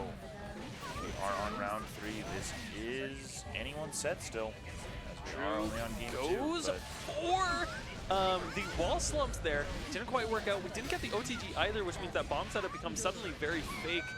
We're going to be able to close out the game. Prince Peach up 2.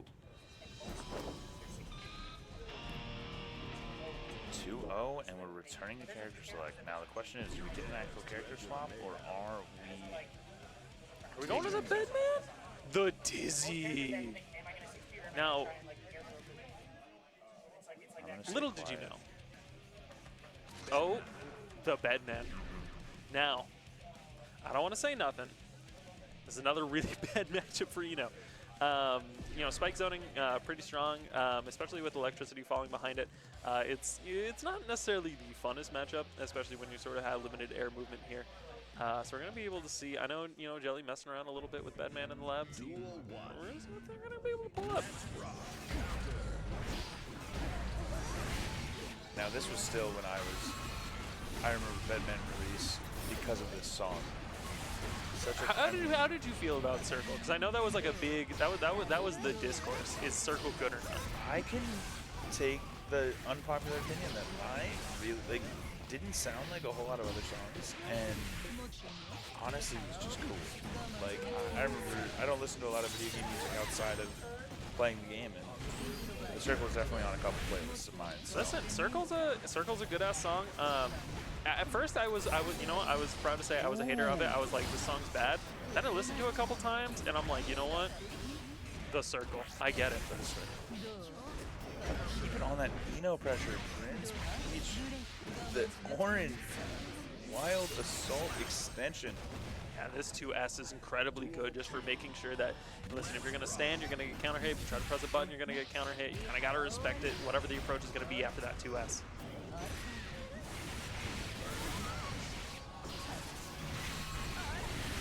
Ooh. Okay, chase him with the 2H. Going to be able to go for a JD reset there. The JS vacuuming. Going into install here, going for a reset instead of the throw. Going to be able to send us through the wall. We don't get a super wall break here, but we do get a big bomb.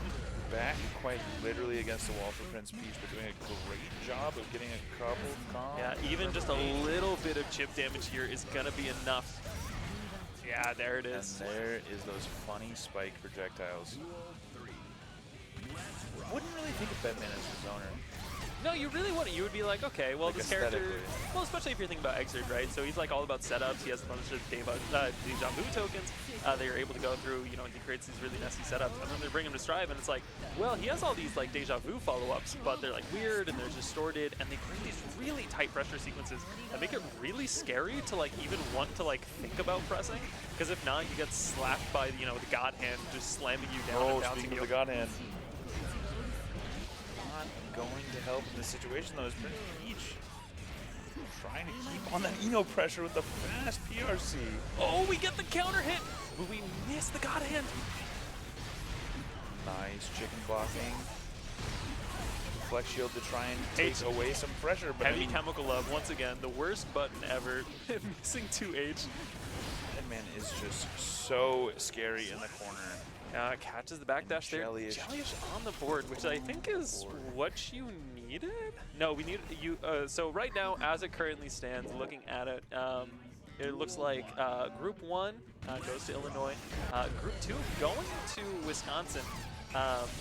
And so to Jellyish, if to tie up Game 3, needs at least 2 games here, if not win it. So this is going to be the determinant here for round 2. This is big. This is really big for the determinant for round 2 here. We're just going to be able to see what she's going to be able to pull out. She just needs to win one other game to get the tie. And the result of a tie, I think Wisconsin makes it again. I don't know. That's math I can't work out right now. Well, it's looking like that map is not going to matter. Looks like it. I mean, Prince Peach wants to listen. He was like, all right, this Bedman character, I got you figured out. All right. We're not letting you get away with figure this. it out. Needed to kind of get that change of pace from Elfel. True. Yeah, I mean, one more Gonna get 50 situation. meter here. Good fuzzy jump there, recognizing the JD. Choosing to knock first early. Drop a combo Not off the gonna need PRC. Prince Peach gonna be able to take it 3-1, which I believe puts Illinois at 6-5 in Group 3, which is gonna give the point to Illinois. I am fairly certain.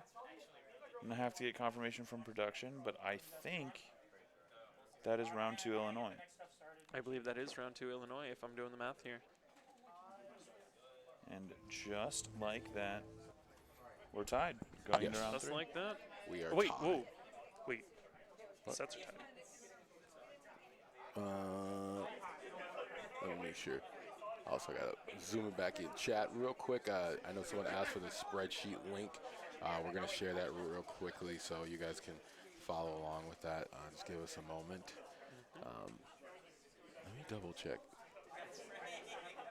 I'll talk to the top TO real quick. Give me a drum roll. So yeah, because Give me a drum roll. I'm trying to like do math, and Oh wait, because that's added to. Is that added to total? that's what I'm thinking. Is like, is that the total that we're looking at, or is that the? We need to get Wizard here. We need to have the game set up to us again. Because right now it looks like, right, because it was Chimpo 1, Dr. K 1, Bryce 1, and then Prince Peach 1. And so that's 2 Wisconsin, 2 Illinois, so the set count should be the same. But because Jellius won 1 game on theirs, they have the total game count in the advantage? Is how, if I'm reading that spreadsheet correctly? Because it's 10. Oh, that's okay. So this is cumulative, right? So that's going to be for round 1 and round 2. It's adding it together. Oh, because it's 2-2. Yes, because this is going to be for the total. So currently, Wisconsin is still in the lead because of game count. However, they were able to take it just 1 there. Okay. Listen, we got it. Listen, Eno, love you. Love you. Okay. I was rooting for you, even if you are from Chicago. All right, chat. So we're getting an update. We have to compile in a couple more games before we know the true winner of round 2. But we're gonna keep it going. So if just keep it in check, we will pin that in a second. We'll pin the list so you guys can look at the madness of what's going on. But we are gonna start into round 3. So real quick, I'm just gonna play a small commercial for scrims. Load us up into round 3, and then we'll get started. I think the next one is Silver Ritter, and is it Jenny? Silver Ritter versus Jenny, yeah. Jenny? Okay. Jenny, yeah. Sounds good. So we'll get that going. Hey, everybody in the back right there, can you wave? They can't Hey-o. see me. Hey, wave. Yo, Wave, you're on stream. Wave. Wave, yes, say hello. You're on. You're on stream. Yes. Yes, right now, you're on stream. That's you Say guys. hello. You were Like, calling wait, it. Yeah, they were like, do we need to come play? Right. It's like, no. No, just say hello. Right, just say hello today. But yes, real quick, we're just going to run a quick commercial chat. Nothing too crazy, and then we will start round 3 right away. So stay with us. We'll be right back, okay?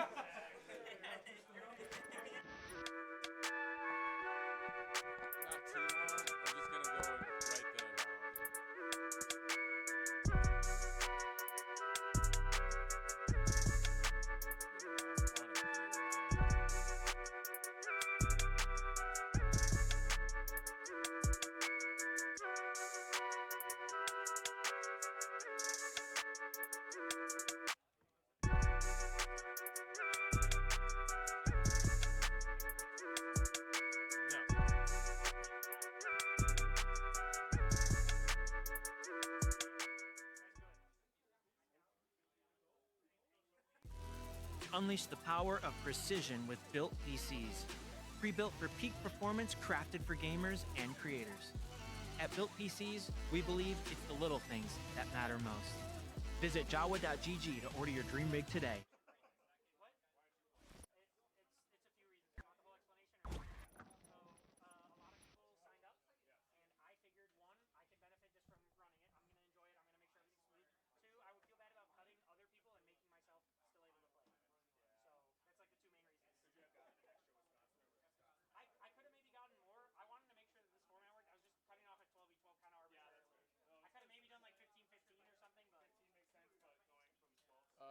Just close the game out again. So I would have had to like it was all choices I guess we could have made. And 15-15 would mean that we couldn't really have ties either. Well, no, we would still have ties because there are 4 rounds. No, there'd be 5 rounds now. Oh, it'd be a lot longer. it'd be longer, but we couldn't tie them.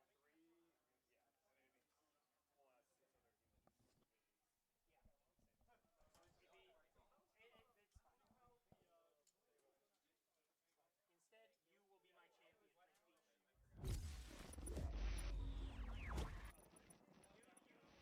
You guys are close to tied in. I gotta All right, fix the chat. got screwed up, but Like I said, quick break. yeah, that would have been big. We're going to get into round 3 immediately. Hell And yeah. my caster's back on. Yes, So, sir. Yes, sir. Silver Ritter versus Jenny. All right. Silver Ritter versus Jenny. We're looking at Nagoriyuki versus Baiken. Listen, Battle of the Samurai, one of them teleports and the other one parries. So You get the real, One gets to dash, one doesn't. Well, I guess you can count. well, Fukyo. Yeah. It's kind of dash. It's fair because it costs blood. Fun fact, Nago was the first character I picked up in Yeah. Strive. Very confusing as a new fighting game player to be like, hey, so you don't actually get to dash. You have to... So you know how you're normally used to moving in like a 2D game? You're not Yeah. doing that. Well, and even better, having never played a 2D game before, trying to just learn movement and then being like, no. You got to do quarter circles to even find your way around the screen. So, That's true. Well, another thing is his super jump works differently from everyone else as well because he Yep. like launches him. So you're really like being like, I'm learning Nago movement before I learn fighting game movement. exactly. And it was definitely interesting. Switched to Giovanna, tried that out, tried to throw the character, and then found my way on to Anji and haven't looked back since. But enough about me. We've got Nagoriyuki on one side, Viking on the other, like you said. Teleportation versus parry, both rocking a katana. So something funny about this matchup as well is so Baiken has her parry, and when it's done it far enough away, if you don't get like a hit off of it because it has like a weird hitbox thing, you instead get this guard crush in which she's able to monopolize off of. But because Nago is constantly hitting from so far away because of his far slash stuff, constantly you'll get this guard crush. But because once again he's so far away, she doesn't get much off of it, and so this parry becomes slightly a little less scary.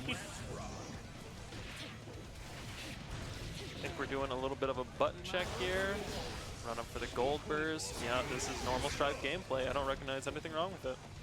I was unsure if it was button check, and then the second I saw the run of gold burst, I was like, Yeah, this might be a little off.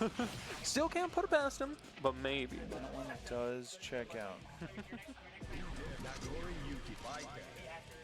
And here we go. Ooh. Oh, we're choosing the Viking color? Cherry Blossom Viking? I was going to respect say, it. are we going to do base Viking again? But we got color 8 instead. I like color 8. If it didn't whitewash Ram. Yeah. Cherry Blossom Viking. Throwing in, going with its Tommy starter. Tries to go for, didn't expect the 2D to hit, so instead we decided to buffer Tether, which is this kind of like little cheaty thing that you can do, because not a lot of people realize that Tether there is pretty fake and you can jump out of it.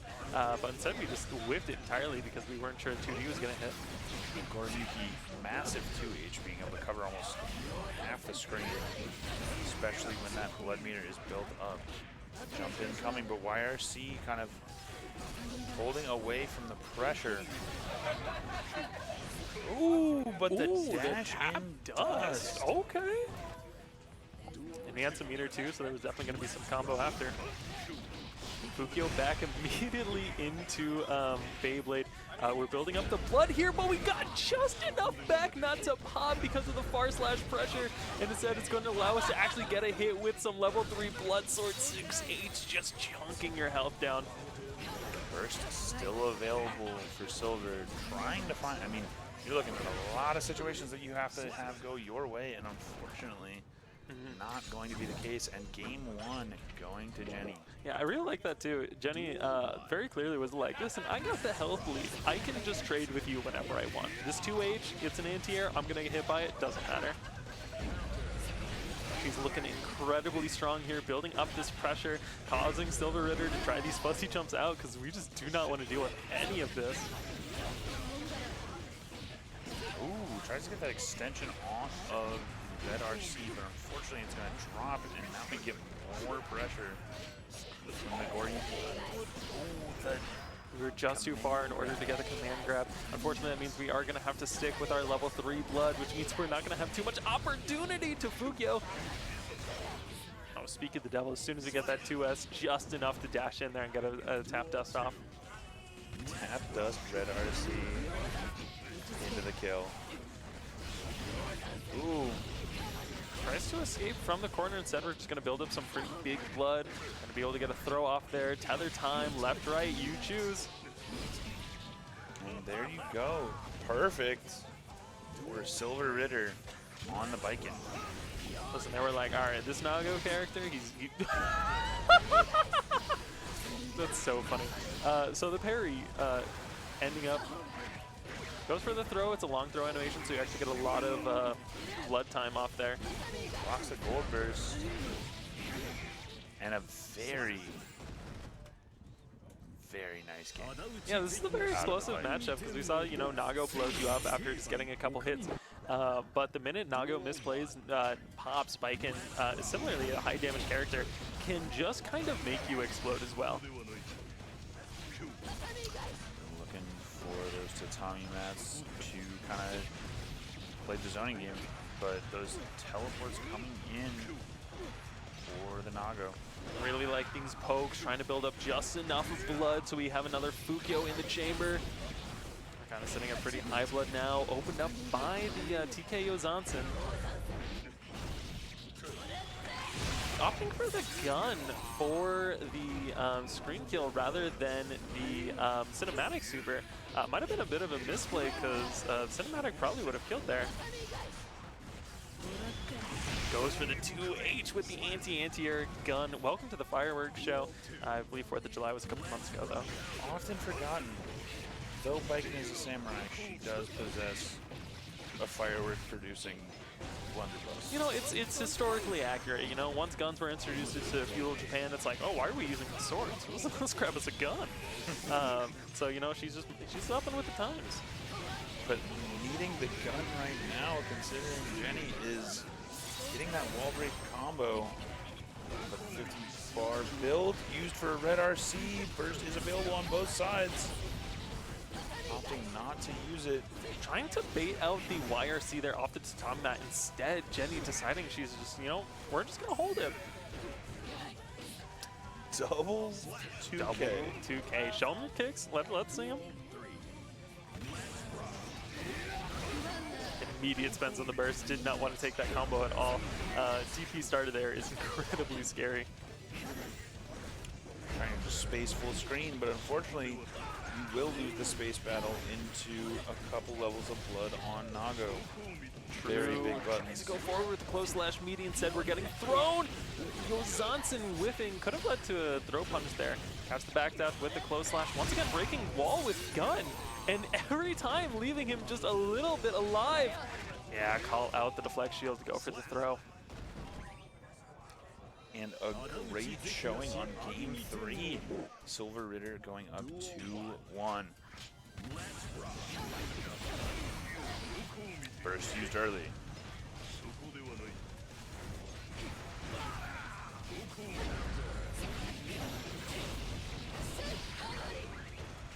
Got the pull in, trying to get that extension with air dust. Loop you again and again with the tether. Yeah, we're just eating these tethers, going into these strike throw situations. Incredibly dangerous, incredibly risky. BRC And set up the tether again. 6K, catching the backdash, getting the counter hit. Send us through the wall, no meter. You pronounce her name like Jenny. Tries to go for the command bite, but instead we're getting the backdash with the tether, which is going to actually set us up for an overhead there. Build up just enough meter to get the cinematic. This is Nago Guts, so we're probably not dead, but it's going to be sure damn close. So, one-touch situation, and there is that one-touch Silver for the Ritter perfect. with the 3-1, looking incredibly clean.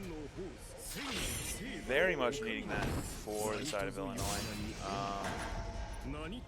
Hoping that because of the game count as it currently stands, we need to see as many games taken as possible without giving up too many. So great job by Silver Ritter. I mean, like, take that 3-1. Yeah, I mean, Group 1 already looking really in favor of Illinois.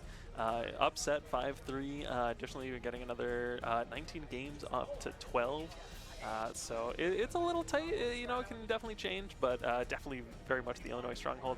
As well as Group 2 is the Wisconsin stronghold. Up 6 sets to 7-1, up 11 games, 10-21.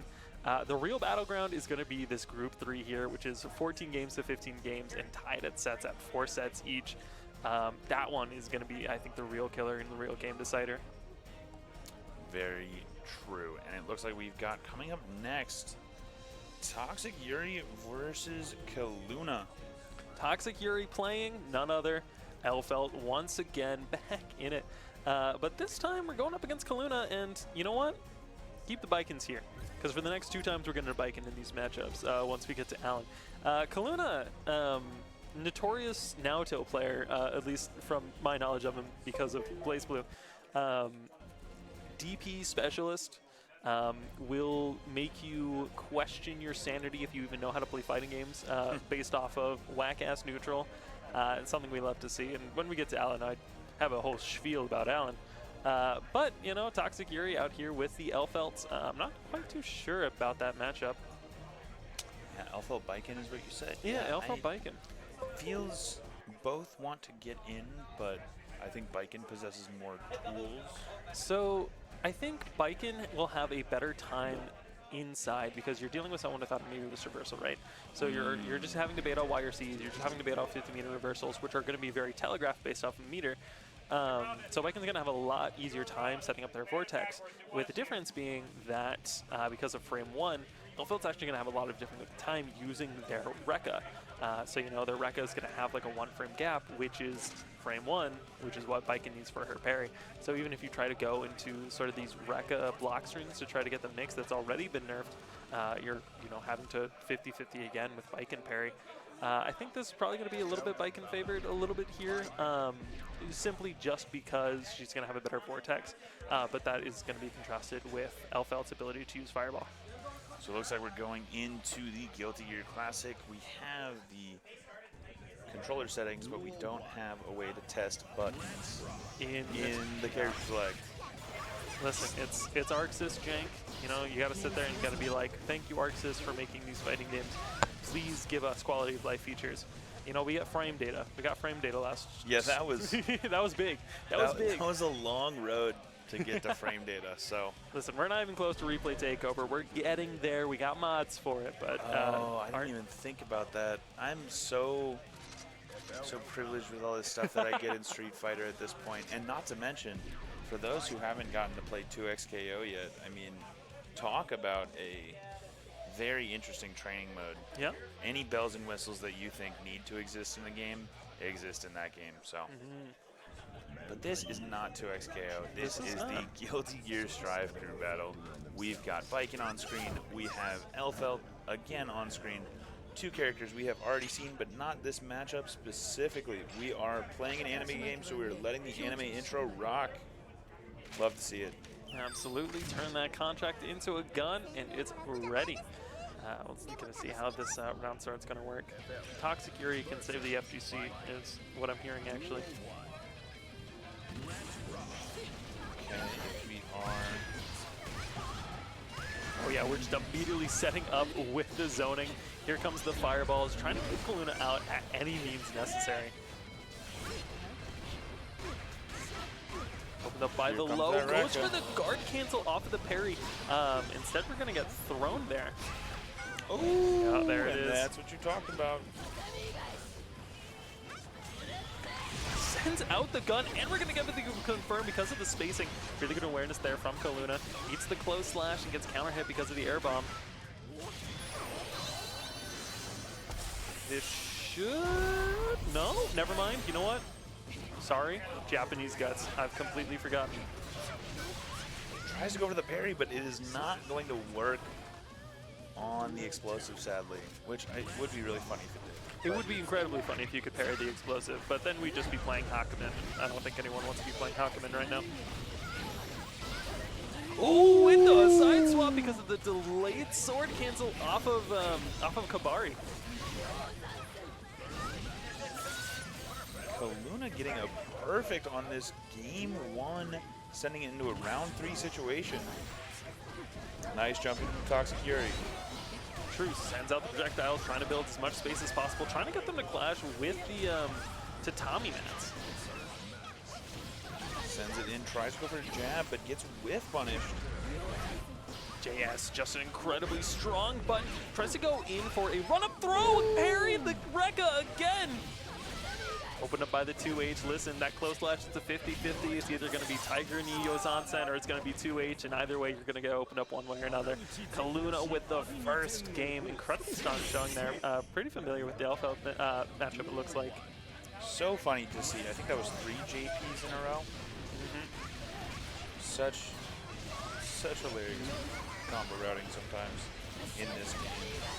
Yeah, anime games are like that, where every once in a while you're like, this is how the combo theoretically should go, and then you're like, okay, but you can do this weird thing every once in a while, where you can just kind of mash. Luna extending the situation with the red RC, able to get a nice tatami mat set up for the wall rig. Tries to get the back up there. Once again, we're going to go... it's an interesting option there from Kaluna. We're just going to be like, listen, I'm going to represent parry every single time. So once you feel comfortable being like, listen, I've baited out parry every time. I've gone for air bomb. I've gotten the counter hit. It's my turn. The minute that you don't feel safe and go for Rekka again, the parry's still going to be there. Unconditionable.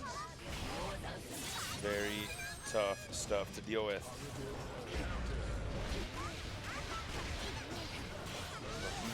Ooh, trying to get something out of that, but the burst, needing to burst themselves. Toxic Yuri sitting with full tension, just now built up. Same on the side of Kaluna, but Kaluna not able to use it. This Toxic Yuri is keeping the pressure on. Oh, goes through the reversal through the 2H. Going to be able to get a counter hit here. Plus, we got 50 meter after. Doesn't decide to spend it for the remaining combo, but we get the far slash extension. Just barely at the edge to lift off Toxic Yuri. Kaluna with the 2-0. Are we about to see our first 3-0 here on stream? I would guess the way today has gone, no. You know what? That's and true. as the Illinois representative, I should hope not. Listen, you know, it's Toxic Yuri. You know how it is. Sometimes you just got to give and take a little bit. You got to be like, listen, I let you have this, now it's my turn. And that's how Toxic Yuri works. Or so I've been told. My wife's the Yuri historian. Ooh, the double JP after the air dash, able to get that wall break.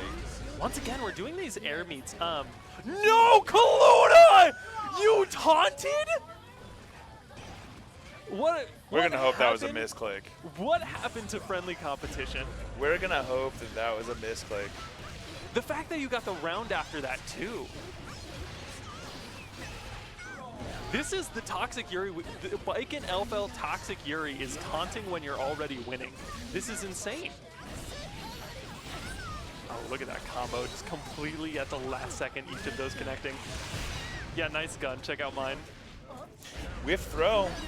That's true. We would have gotten a counter hit. Gonna be able to actually win the air-to-air interaction. Throw out the bomb vest. Throw it out.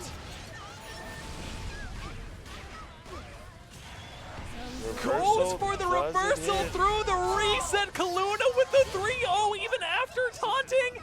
Kaluna, the evil. Is that the same as a? Listen, what are we doing? A crazy play. Absolutely criminal For 3-0. I can't believe that. Everyone watching realizing that there is now a hit out. There is now Kaluna is now an enemy 4. in Chicago. Now banned on the streets. Not allowed. That's crazy that you taunted there. Was that intentional? Oh, and we're getting confirmation that was in fact intentional. That was intentional. That's really fucking funny. That is crazy considering how close it is right now. If we look at the scoreboard for an update, it is kind of the same tale of the tape as we saw previously.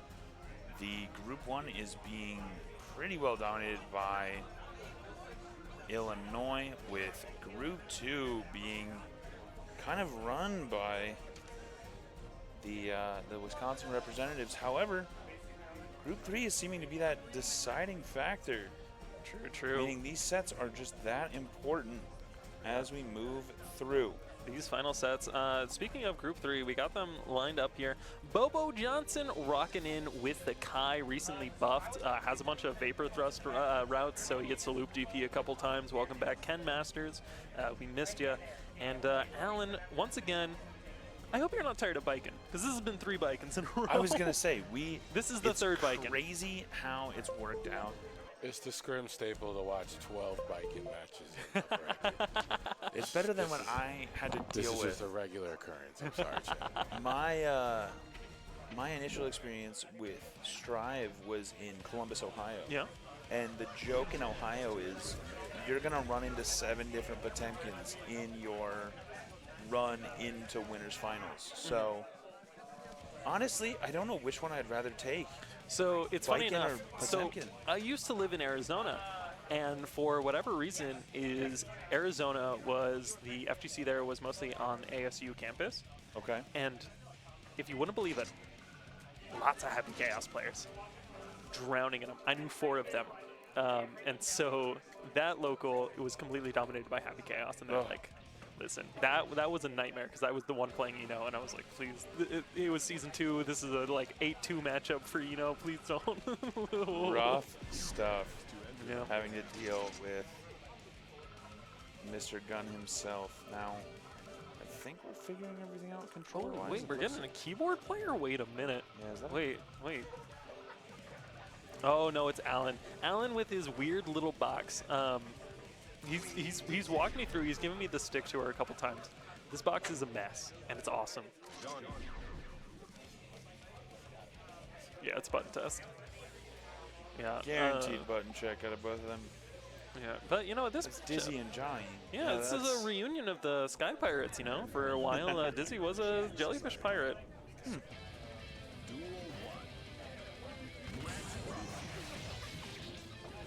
Getting that button check, making sure everything is good. Obviously, the signature of button checks is that run-up gold burst to make sure everything is working.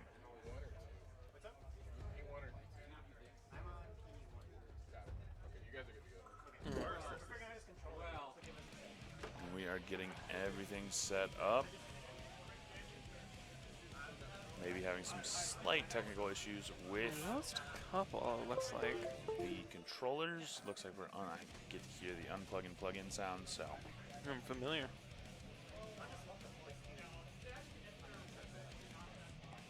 trying the back USB ports.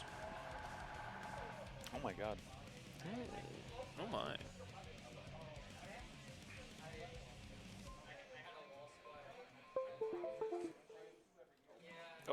Oh, listen. We got audio? We got ready to go? And we're good? Alright, looks like we're good. Oh, and this time we're not looking at a keyboard layout, so that is a good sign. I would love to see this controller after the fact. Yeah, I feel like- okay. The time for the Alan spiel.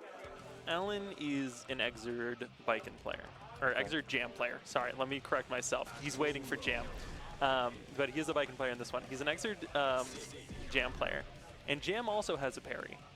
And because of variable wake-up timing, a lot of people can fuck up parry like baits, and so he will just do it. And he carries that energy to Viking, where he will throw in parry in the most absurd block strings maybe of all time. Yet again, a he's- button check. He's a monster. He's a menace, but a very funny menace because you do get a lot of random parries where you don't think there was even a gap in the block string. The other thing is that he will also wake up with a button frequently because he's still used to Exerd tap to tech, where you have to like tap a button, and so he'll just be doing that and will wake up with buttons more often than not. What are we choosing for the song? Very important. Hey, could you go down actually? There's a couple Cyberpunk songs that I think are pretty good. No, going for I think I heard Storyteller Rokumon? Yeah. earlier. Yeah, of there was nowhere. Storyteller. Yeah, Storyteller's a good song. That is my go-to, and I was gonna comment on it then, but I didn't want to comment it on the wrong time and be like, wait, that wasn't actually Storyteller. Yeah. No, but it was definitely one of the Shotgun songs. and Head is my go-to typically. That's a good one. But with the Cyberpunk releases, I've been chipping in, and the other one, I'm losing it. But chipping in that is other one, yeah, yeah. the other one. But yeah, chipping in, incredibly good song. All right. It does not look like we are button checking any longer. We are finally into the game. Kai versus Viking. Bo Bobson versus Allen. Tries to go for Fujard. Doesn't get anything off of it though. Allen with some great defense, just kind of playing spacing, but unfortunately getting clipped by the 2H. Thrust loops because we get a keep shock save for the entire combo duration. Sends us through the wall. No meter for it, but we do got a pretty good life lead advantage here. Oh, good parry there off the PRC. Run up parry off of their wake up, expecting a vapor thrust of some variety. Tried to go for the guard cancel, doesn't quite work. I'm not gonna lie, I respect it as an Anji player. The number of times I run up parry super is disgusting, but listen, as I do wake up command super every once in a while. but the gold burst for Alan. Tries to go for the guard cancel again, and instead we get clipped. Oh no, we messed up the wall break, and instead we're gonna go ahead and get ourselves sent through the wall that we once dominated. All right, we got a 100 meter here. Oh, tries to go for the Chicago punish, didn't quite work because of the PRC timing.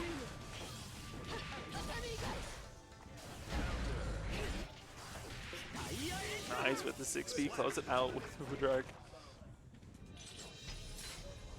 Very nice, going up 1-0 for Bo Bobson on the Kai. Looking pretty clean here. Kind of messing around with that fast fall. Yeah, we can't. We're kind of autopiloting. It looks like you can't do that no more with Orange Wild Salt. You can't do anything with it on block. And the fact that we're trying to do it just like a frame trap or something like that, when it really just leaves pretty minus. It's also a nice knowledge check. It is only -3, I believe, but nonetheless, it is not the same monster it used to be. As someone that abuses the hell out of it, it is sad to see it go. But that is besides the point. We've got some good Kai zoning. Unfortunately, does not have the life lead for Bo Bobson. Gets a nice jump into the extension off of Wild Assault. Gets even further extension with the Roman cancel. And that's going to be a wall break and a life lead. True, true. Plus, we're about tight on burst, but we do got the positive bonus, which is going to look pretty good here for us. Gets the parry off the close slash meaty. We don't have any meter to really confirm anything off of it. Ah, there it is, Thunderbird to confirm off the low. And that could be some crucial rounds for Bo Bobson. Yeah, Alan, especially in Group 3 here, definitely need to be focusing on game count as well because of how close just the sets are. And I mean, looking at the tail of the tape, I don't know if these are updated scores in terms of set count or game count, but it doesn't look like Illinois can give up a whole lot more games if they want to keep the deciding vote. So everything counts here for Bo Bobson being able to take this as few games as possible.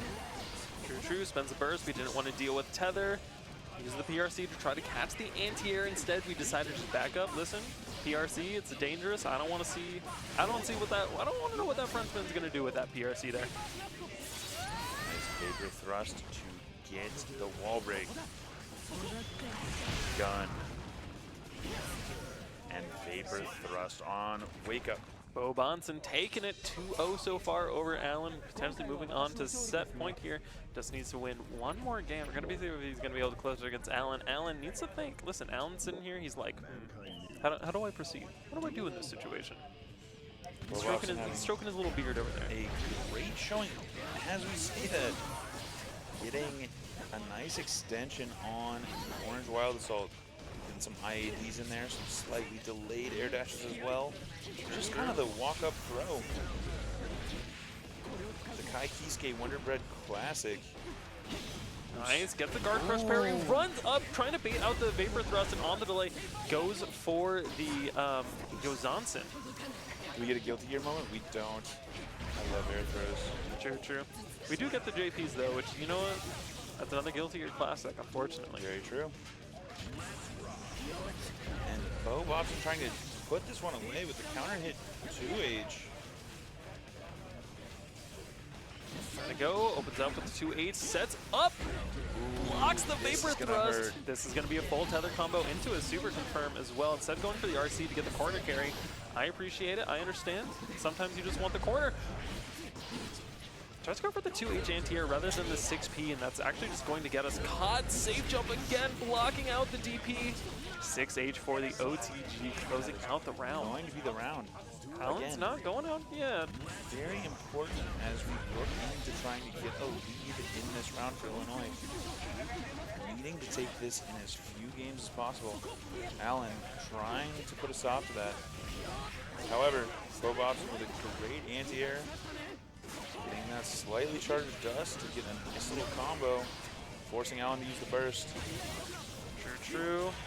Oh, Future Arc is going to be whipping, which means we're going to be able to get the super off. Gonna build up a little bit of damage here. We do get a weird little knockdown off of that because it was mid-screen. Still a massive life lead, but if you let Viking in one too many times, uses the RC, gets the 6K counter hit. Wasn't able to get the OTG Run wake up up throw. with the parry. Bobonson taking it 3-0 over Allen, which actually offsets the balance for Group 3. We're still waiting on the results of Prince Peach and Bryce, but unless Bryce gets a 3-0 here, this is going to tip to Illinois' side, which means that Wisconsin, bit of the underdogs here, going to need to catch up in Group 3. very good stuff from Bo Bobson. Honestly, looking at Kai as a character, not a whole, like you joked about earlier. It's the Ken Masters. He is honest. He has a fireball. He has a DP. He's got a low. He's got a high. That's about it. There's no. It's this honest dishonesty that's like there, right? Because you're like, okay, on paper, it's like fireball, good buttons, some pretty simple makes. You're like, okay, I can handle that. All arounder, I know how to handle that. And then you get in there, and it's like 6K is immediate throw tick off of 5K, standing low into VP Vapor thrust loops into, like all of this just degenerate stuff that you can do with Kai. But on the surface, he's like, I'm just a humble king. I'm just the king of Leary. You don't even work. Me, I would never put myself at +0. I would never do that. All right, chat. Final round, final leg of this. Should be exciting. We got 3 more matches coming up. This will be the final break before we figure out the conclusion of everything. I hope you guys are enjoying yourselves. It's been a wonderful time. Quick 2-minute bathroom break again, and then we'll conclude and figure out who won between Illinois and Wisconsin. Oh boy, I'm excited because earlier it was swinging. It was swinging. It was swinging, and now it's swinging back. So the conclusion is among us. Among us. Among us. Among us.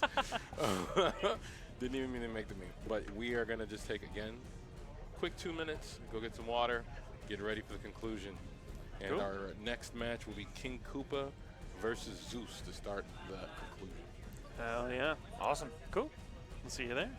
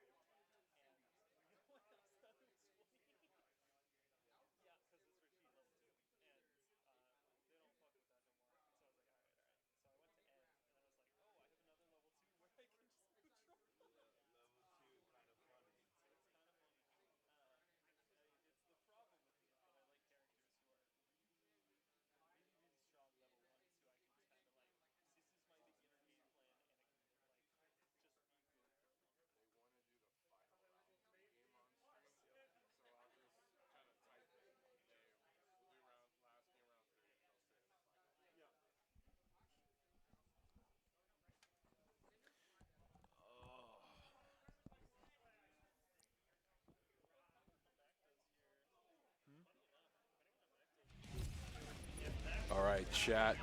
I lied to you. We're going to finalize round 3 here. We're going to do Bryce versus Prince Peach to come to a summary for round 3. So we come into that final round kind of with a better stance. So we're ready to go. Y'all are unmuted. So Okay. Players ready to go too.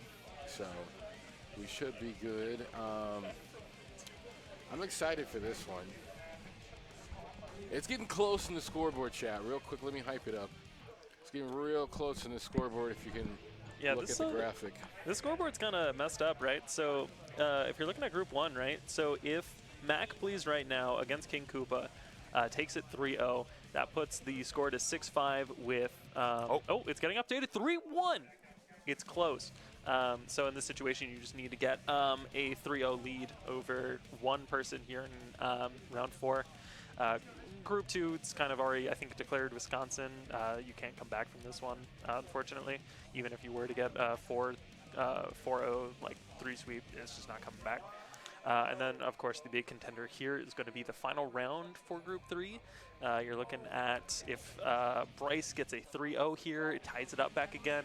If Princess Peach is even able to win one game, it keeps in Illinois' favor. And then in Group 4, it gets really determinative. Every game counts. So it could be a tied round. Yeah.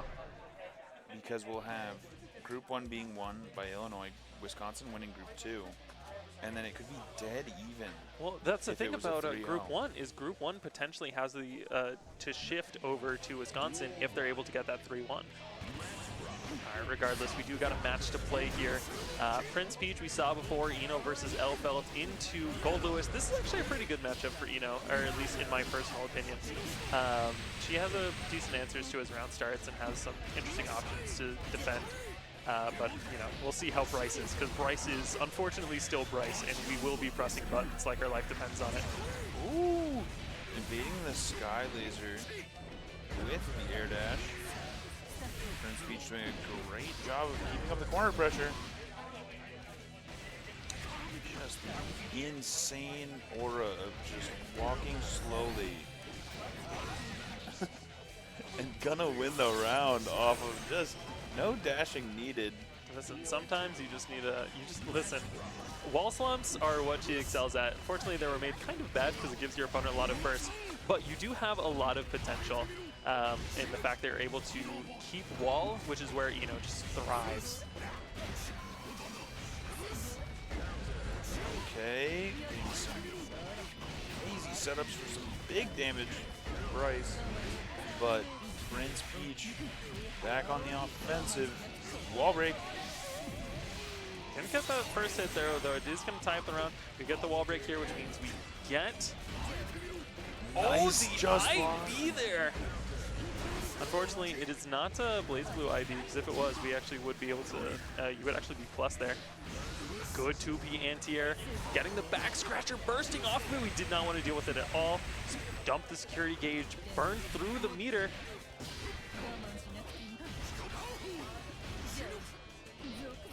Up with the 2K. Very crucial 2K to end the round in Bryce's favor.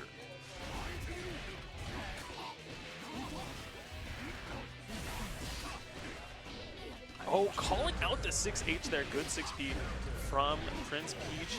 Gonna be able to set up a wall slump here. Never mind, we get punished because we actually blocked the S-stroke reset, which is not something that happens often.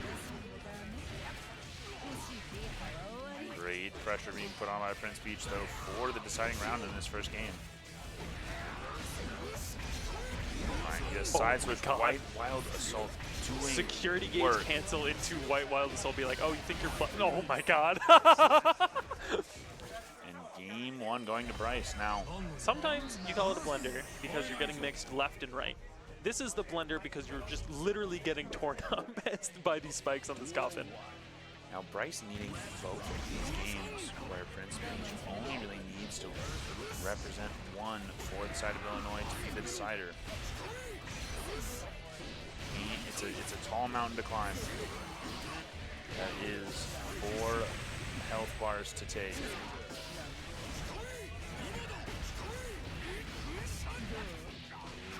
Okay.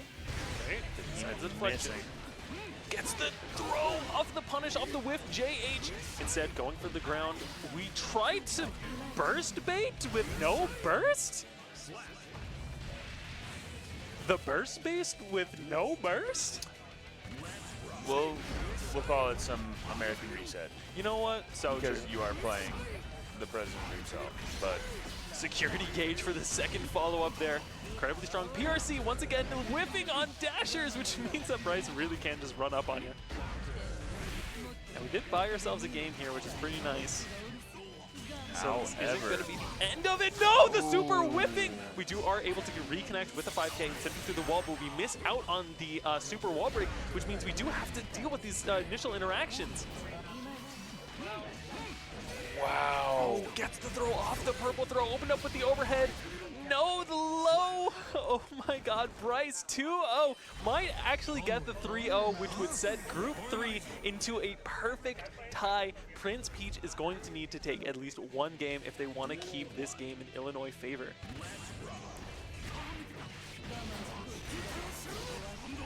This is super scary because realizing that each has taken one round going into round 4, if this is a perfect tie, the next thing you know, round 4 decides everything. So Jump to avoid the punish there. Wanted to whiff so that you would have to force the purple RC instead of the red RC. It's actually pretty interesting tech there because of how active JK is, you actually get to keep more advantage than if you're red RC where you have to block again. trying to keep up the pressure with one hit of life remaining. Prince Peach putting in work to take that round. That last little bit of health.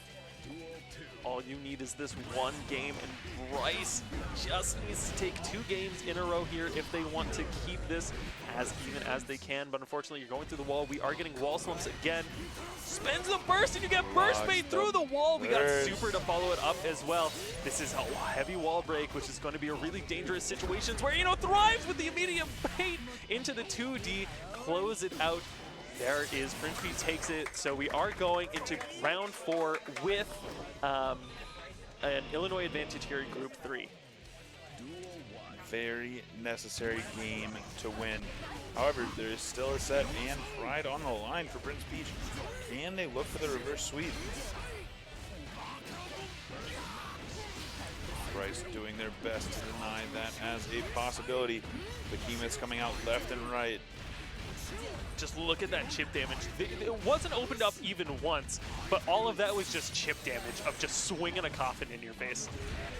Production's hands in the air. Just in disbelief, Proof we that saw a- in real-time production throw up their hands and say, what is this shit? Live reaction from a Tekken player watching an anime fighter.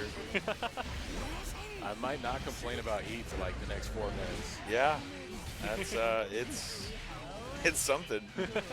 You are guessing for your life, especially against a character like Gold Lewis, just churning those behemoths. But Prince Peach doing their best to keep up the pressure. Burst still available for Bryce. True. We're going to see if he wants to be a hero about this. Gets the counter hit. Instead, we're just going to take it, let it go to round 3. Burst available for both sides as we go into this final round. Prince Peach versus Bryce on this 4th game. Bryce trying to close it out with a 3-1 set. Prince Peach trying to climb that mountain for a reverse sweep. Taking it to a game 5 possibly.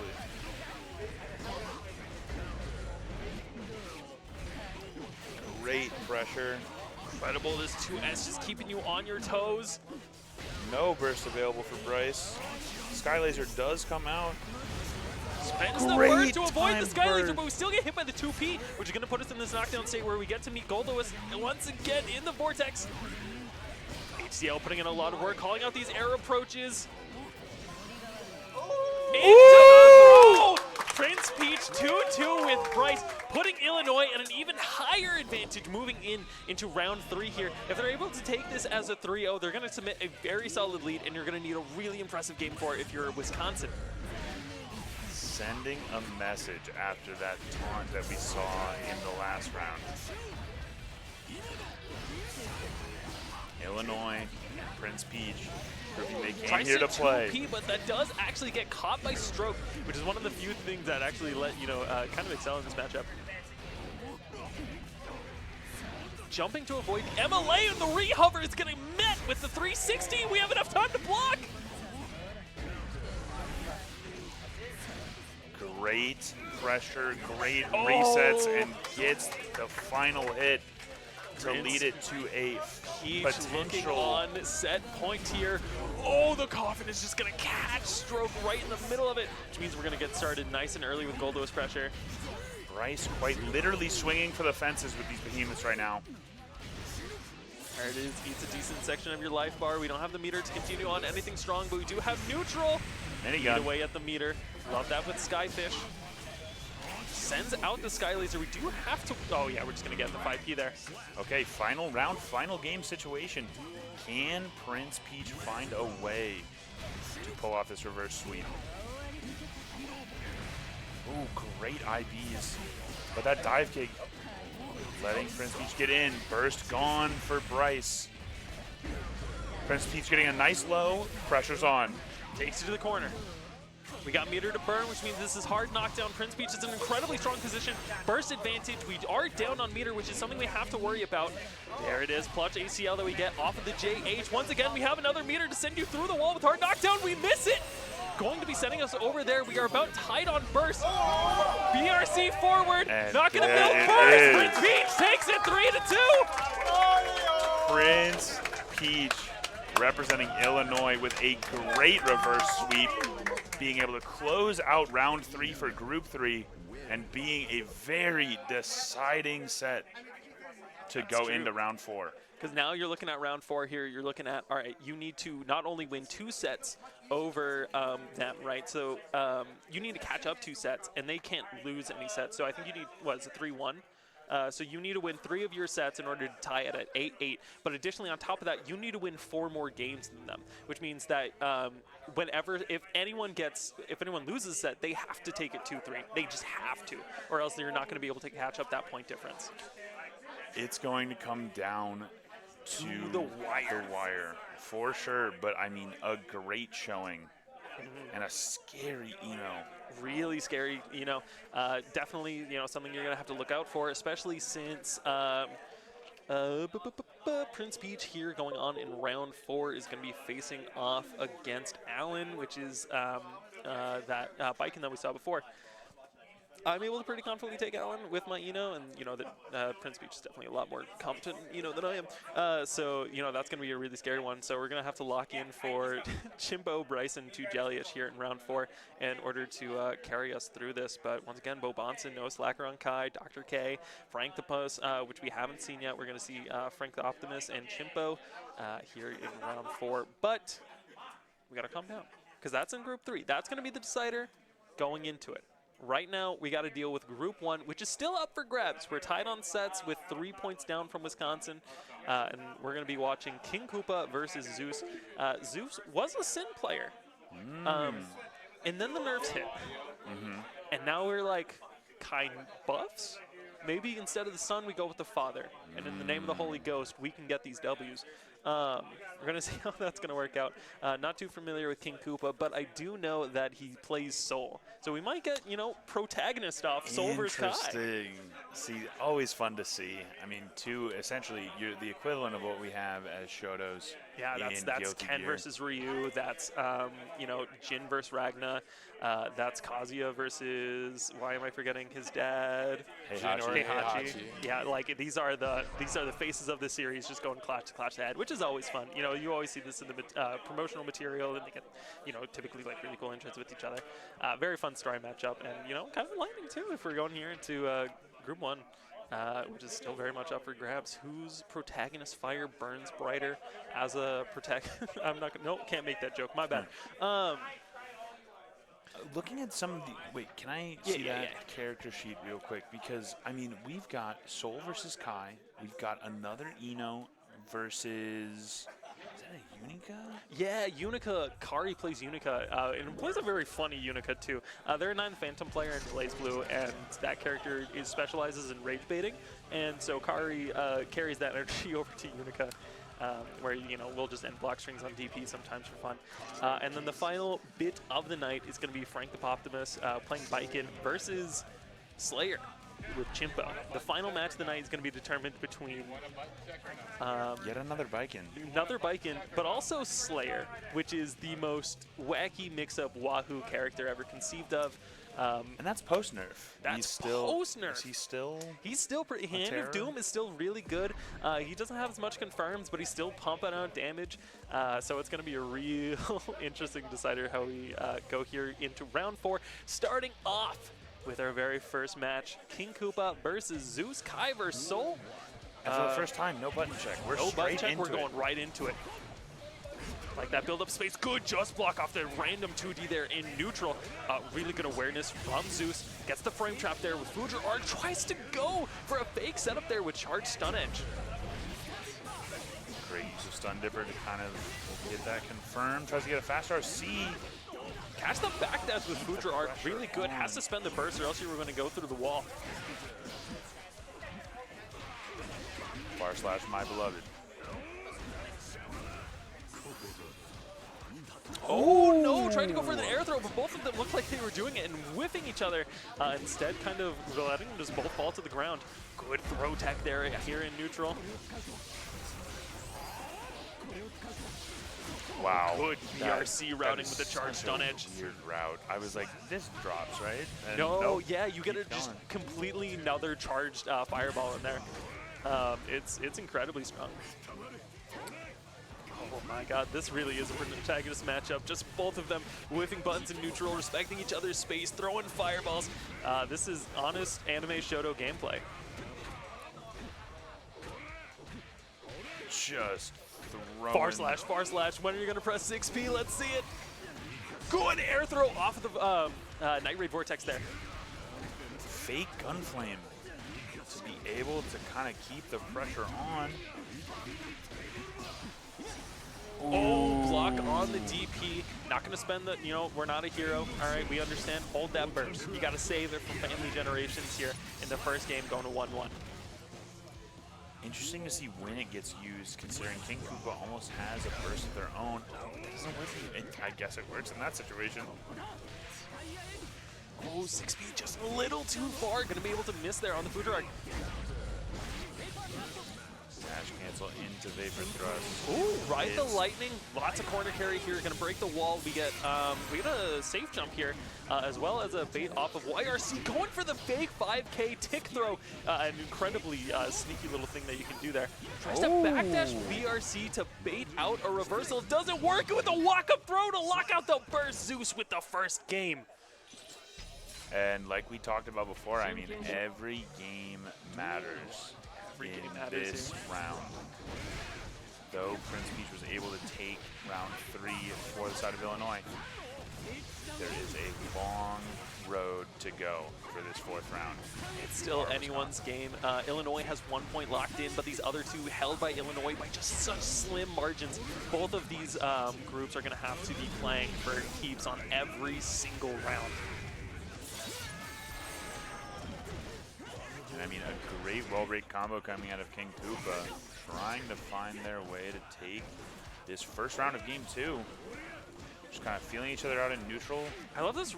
I don't want to call it respectful neutral, but it is this very honest neutral from Soul. You're throwing out these 2Ds, you're throwing out these successes, these like low recovery buttons that are kind of modest in their hitboxes, just to just respecting each other's space here. A great 5K conversion from Red RC, getting that round for King Koopa. Absolutely.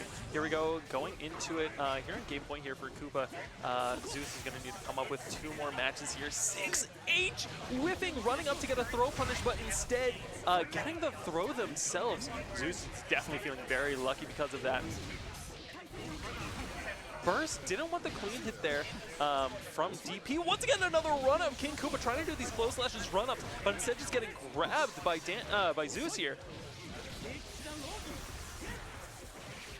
Trying to keep on a good defensive performance, but the life lead is kind of telling the story right now. You've got a lot of situations you have to win if you're King Koopa, not a whole lot you have to win for Zeus.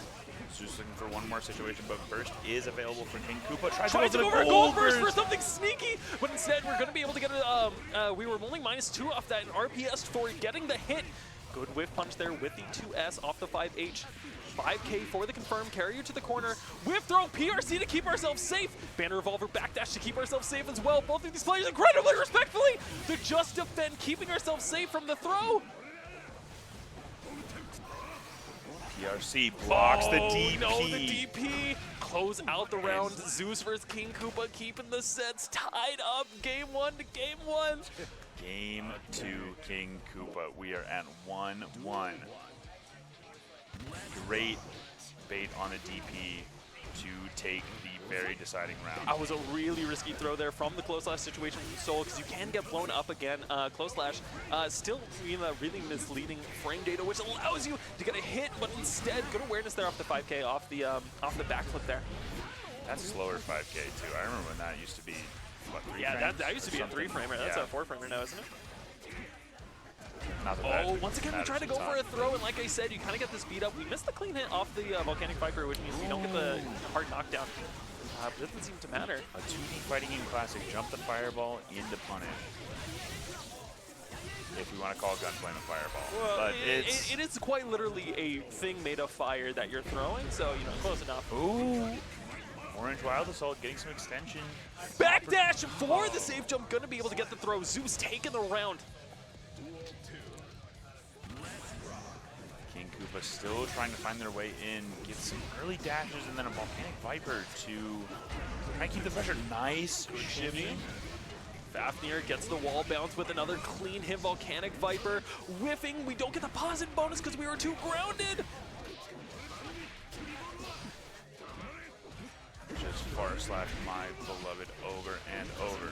Tries backdash again. We got caught by the close slash, closing out with another round. Zeus and King Koopa at each other's throat. Each game round being taken off of each other into the decider. This match can go any sort of way. An important round to take if you're either player right now, as this kind of gives you that advantage momentum-wise going into what could be the deciding game.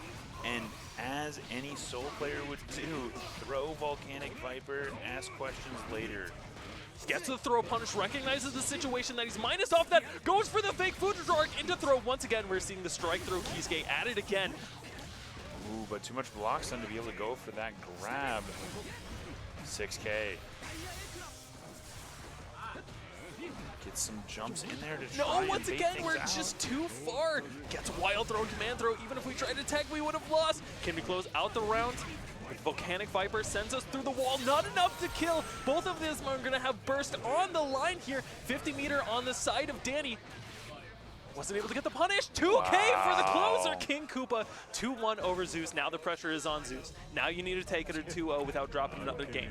Now, no matter what, they're still going to get the maximum value points, even if Zeus is going to be able to bring it back. Pressure is on. Great. Is that an anti-air far slash? I think it was. Ooh, another shimmy from King Koopa. Yeah, we're just throwing out shimmies and we're just eating them all up. Feeling this momentum, looking for shimmies. Fafnir getting those plus frames. PRC just overwhelming pressure in the corner. No wall break to save you from it until it is time to end the round. King Koopa on match point with that perfect. Yeah, this is really not what you want to see right now if you're Wisconsin, because that means you're going to have to try to make it up in Group 3 here if you're not able to take it back, or at least get a second game here to limit your losses. But if you lose this one, that will put Illinois up 2 games, which might not be able to come back from. The instant Nice block block off the gold burst. And there it'll close out the round, close it off with a JD classic pose. King Koopa 3-1 over Zeus. Yeah, that's going to put Illinois in a really troublesome situation. Coming out of Group 3, which is kind of the big indicator of what's going to happen, kind of swaying both sides. Bryce able to take it 3-0 over Bo Bonson, which is going to even out the score just a little bit. now that they're only one game behind. Has the set, oh yeah, the set updated. You need to win 3 of them. So you're kind of on track. That's what you want to see. You want to see these 3-0s. You want to build up these game point advantages. You need to see how these other 2 sets are going to go. You know, the deciding round might be Chimpo. It depends on if Jellish is able to beat out Dr. K or Alan is able to beat out Prince Peach. Chimpo might be the deciding factor that final stream on who ends up taking these games. But right now we're going to go to, you know, Group 2. This is, you know, we're gonna cool it down a little bit. All right, squarely in Wisconsin territory. This one, you know, we're kind of just playing for fun here, and that's going to be Photo Jenny versus Kari, Unica versus Eno. Rage bait matchup. This is going to be certainly something. Yeah, lots of mixed opportunities on both sides. I haven't really gotten to see a lot of Unica. Yeah, so Unica's a little weird, right? So she has a charge feat. She has kind of like Denkin charge, where she can charge up her specials, can kind of add like a little something, either add a hit stun, add a combo ability, something like that. Okay. Her big thing is that she can follow up a lot of her moves with these fireballs that set her to get like -2. And so you can either try to get closer in order to get the punish, or you know, you can just kind of get clipped by the close slash that's coming out after. So she creates these really tight, really scary pressure sequences with these really like scary buttons that kind of make you a little hesitant to press. Yeah, and I've seen that, like, aesthetically, she's. I now haven't watched the show. Don't want to spoil the show. I haven't watched it either, if we're going to be completely honest. It seems like she has a stun dipper of some kind. Yeah, like okay, so she is. How familiar are you with Exerd? Slightly. It doesn't have Anji in it, so I had no desire to play. That's so. Truthfully. You know what? That's so real. So Anji plays a little bit like Exerd Kai. She has that overhead, which she can low crush with, kind of like Reed Sever. She has that stun dipper, which leads to sort of these like kind of grinder-y situations. She has the DP as well. She has what's that other move that she has? And she has these fireballs that are actually double. She shoots 2 of them at a time. So she actually is playing a lot more like Exerd Kai, with the difference being that she doesn't have like grinder setups. But she has something similar with late. She's a weird character, but it's kind of similar to Exerd Kai, which is kind of fun. Yeah, I was going to say, an interesting choice by Arxis to say, hey, we know that you didn't get the version of Kai that you wanted, so here's a new character that it's the, like, if you close your eyes meme. Yeah. Like, if you just close your eyes and pretend Unica, you're playing Exerd Kai, you're doing grinder setups by sending out your guard crush lasers, you're greed severing these low things, you got DP loops, you know, you just gotta like, you gotta embrace it a little bit. yeah. But you know, if we are talking about bringing characters back, even just in function, Holy Order Soul is a character that exists. Listen, so coming from Blaze Blue, I was like, who am I going to play in Plus Art? And I was like, well, I was told that Holy Order Soul at level 2, his Bandit Revolver is an overhead. And you know what that is? That's Gauntlet Hades. That's Ragnar the Blood Edge. And we're not going to get into the lore about Ragnar the Blood Edge and myself, but I was very interested. Very interested. I was very interested. We'll put it lightly. I will know, if we're doing story time while we're waiting for these button checks, my first combo breaker in 2022, I think. Yeah, that would track. Maybe 2021. No, it would have been summer of 22. I go 0-2 as Anji in the first fighting game I've ever competed in at a major. Nice. Proceed to be told by my opponent that beats me in my losers match, hey, you ever played Plus R?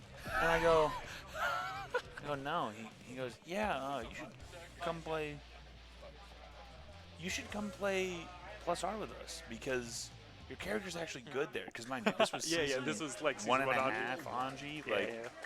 It was frustrating to say the least to try and play that character. But enough about Anji. Enough about the fan man. We've got Eno and Unica on screen. That's true. Kari and Photo Jenny. No, I think if we're still doing a little bit of story time while they get some button checks going. My first combo breaker, I played Under Night because that was just coming out at the time, and I was like, oh, whatever. I had like a vodka Red Bull or something, and I like sat down. I'm a little buzzed, whatever. And I sit down. And my round 1 opponent is 2 GB combo, which is like one of the best Carmine players in the world. And I'm just like sitting here and I'm just like happy and I'm like, I can't even comprehend what's happening. Yeah, I'll just and I'll that's the take beauty. it. That's the beauty of fighting games. You never know who you're gonna sit down next to. That's true. But who we have sitting down right now is Kari and Photo Jenny. We've got Unica versus Eno in this final round of Group 2 stream.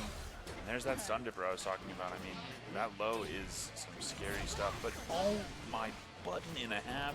Yeah, so that button's actually really good against Eno because it specifically hits below the stage, which means it's actually close enough that it beats out Stroke.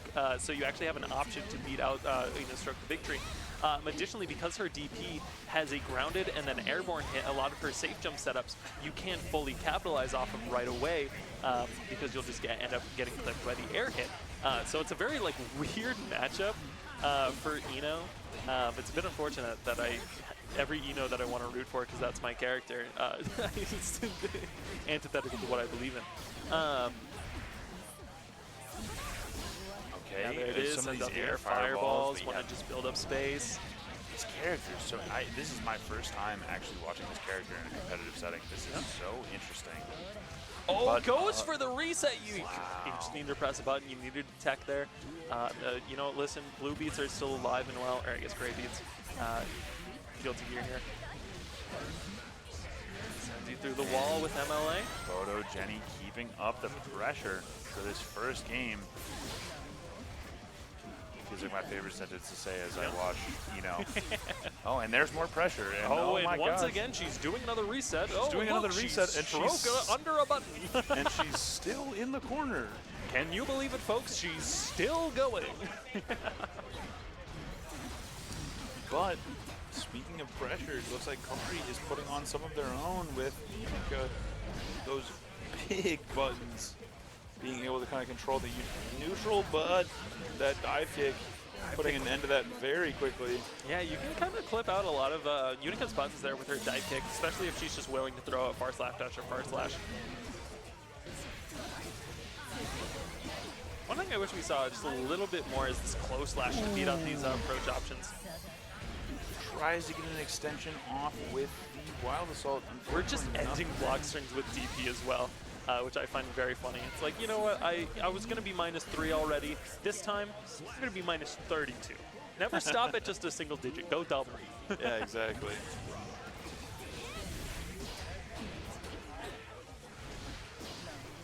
We are swinging that.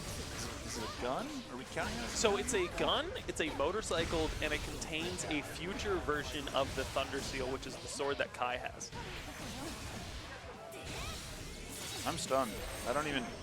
I'm gonna say we're swinging a motorcycle. That is what I like to say the most. You know what? It is a motorcycle. Because that's hilarious. And Kari swinging the motorcycle to take game one. Hell yeah. Oh, someone is playing something on Steam there. Looks like. Oh, we've had the occasional Steam notification every once in a while. Jump up for the JK. Gonna be able to go ahead, get a slight confirm there because of the counter hit. Sends us through the wall. Just barely not enough meter to get the hard knockdown. Getting some air dashing action. Trying to see what's going on. Just trying to play the neutral, but getting the burst forced out from Kari. Photo Jenny trying to run away with this round. Oh, gets the throw punish instead of the 5P. So that situation's actually pretty scary, right? So that H dive is something that you can cancel into and 50-50 with, because if you cancel out of it, you can get a reset with JS and restart your block string, or if your opponent knows about it, you can press 5P. But because Photo Jenny decided that they wanted to block the 5P, assuming that Kari was going to mash, that led her to land, which instead gave Unica the throw punish. There are these really weird layered interactions with Eno specifically because of how interactive her gameplay is that just does not mesh well with the rest of Strive, which is just like, this is my game plan, respect it. But that's the beauty of this game, is the play styles, the these characters gimmicks are and buttons, they all are so different from one another. But all still under the same game. True. I mean, you know, I'm going to glaze Eno a little bit here. One of the great things about Eno is that legitimately this character has a lot of expression on what you do, depending on like what risks you think are worth it. And so all of these Enos play just incredibly differently. So it's a lot of fun to watch. Kari up 2-0 so far I was over gonna say, Photogenic. unfortunately, the expression not being able to be shown in this set as Kari is up 2-0. You can for the 2K. Kari trying to put this one away with a third game. Let's see if they're going to be able to do it. We did a whiff throw there with no punish from Photogenic. I'm liking this like bootleg dash block where you jump and dash in slightly because that's like the fastest way to block, but you also need to be airborne because if you're not, your walk speed is like pretty slow. Just incredibly fun stuff. But these lasers from Unica are just... Are you telling me those guard crush? So when she has the Denkin charge, they do. I heard you almost say Denjin.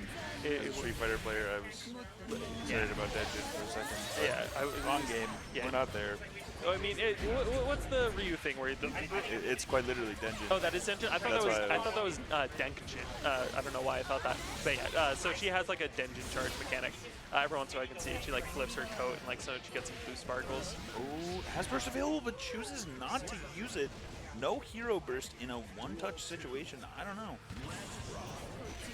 2 up. Charges that. There it is.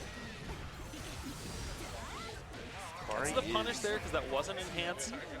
Trying to end this out, but Photogenic trying to get on the board in terms of games right now. True. Could do it with this second Gets round. the throw off that punish. Trying to go for, I guess, a throw of our own with the JS there with no follow-up. 2S, first one didn't work. 2S again. Listen, it's the crouching medium punch of the, or crouching medium kick. We're playing third strike.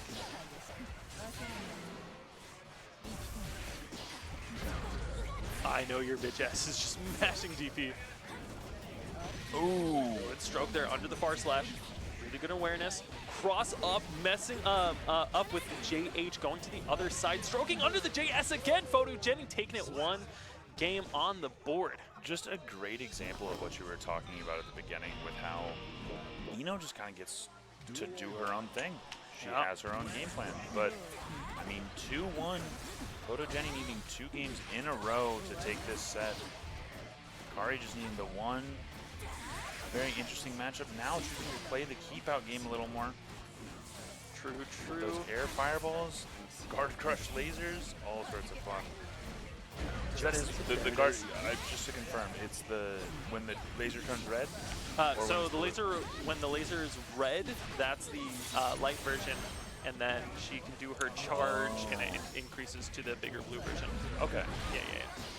So the red is more of just a beam fireball. Yeah. Still like a hit scan that you can confirm a little bit off of. Yeah.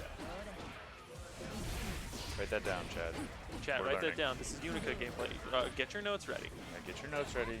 We're labbing and quizzing after this. Nice. Wow.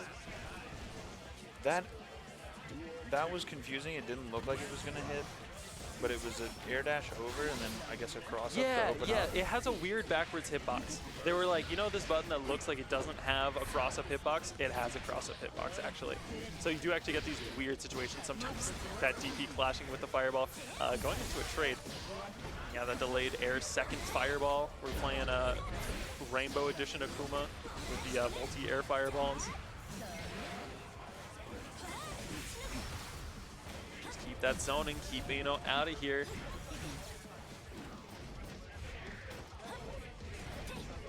Wow, we are just throwing, I think that's 2S. Yeah, 2S is a really good button. It catches stroke. 2S. It catches stroke and it actually catches a couple of her hover dashes.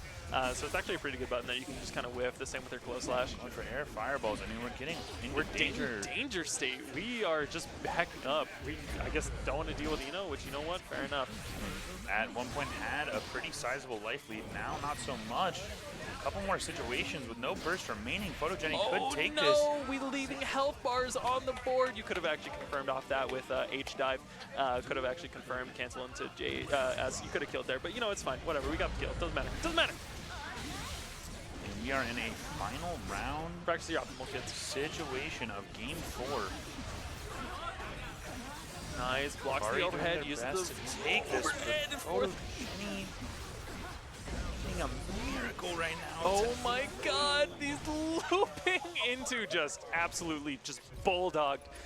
Kari taking it 3-1 over Photogenic. All right, folks, we've got good news. We've got a little bit of bad news on the side of Wisconsin. Looks like Group 1 is probably going to go to Illinois here, depending on how Potato Jones versus Silver Rifter go. But even if that was the case, they're going to win on games. Group 1 going to Illinois. Group 2, obviously, like we were saying before, going to Wisconsin, which means the all-important group number 3 is the deciding factor here on who's going to be able to take the best Midwestern state trophy tonight. And you know, we're on track for it. Bryce got that 3-0. 2Jellish got that 3-1 versus Dr. K. They're ahead in games. So long as Chimpo is able to... Is that true? That should be... I thought... Wait. Is that 6 or a 5? Oh, okay. Wait. Yeah. Wait a minute. What are you looking at, the Wait, because... overall games, the 25 to 26 No, right now? because Wisconsin needed to catch up 3-1, wasn't it? Or 3 games to 1, which would have put them at 8, but I don't think that's updated. Is it not? He's doing okay, got you. I believe there is Yeah, some he's doing it right updates now. going on. So, let's talk about the match that will be on stream as we lose game audio because we need to restart That because is of true. some minor controller issues. So, this gives us time to talk about The final match on players. stream. I do not have any experience playing Chimpo. I do have lots of experience playing Frankopotamus. Let me enlighten you to Chimpo's character by the wise words of Avery, also known as 2Jellyish. He lets himself get hit enough that he builds 50 meter, and then he's playing Slayer, so he kills you. Very, very, I don't want to say random. Random's not the right word. He's like the Joker. He's He's the Joker. operating off of his own concept of Guilty Gear Strive, how it works. I talked to him about the game. He's describing a completely different game. None of the frame data makes sense. None of the moves do what they do. He's playing a different game, but somehow, you know, interacting with our reality. Interesting. That's the kind. That's kind of man Chimpo is. I played a little bit of Frankopotamus. I played him a little bit on in Discord. We were just doing like a Strive lobby. Very, very, very competent Viking. Very, you know, knows the optimals, know the routes.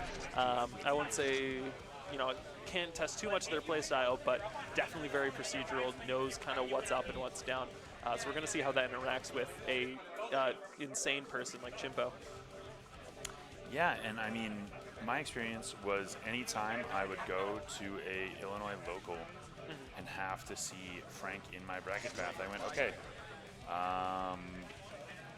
the goal is to get to Frank and then lose, because probably one of the scariest Viking players I Frank. have gotten to experience. My bad.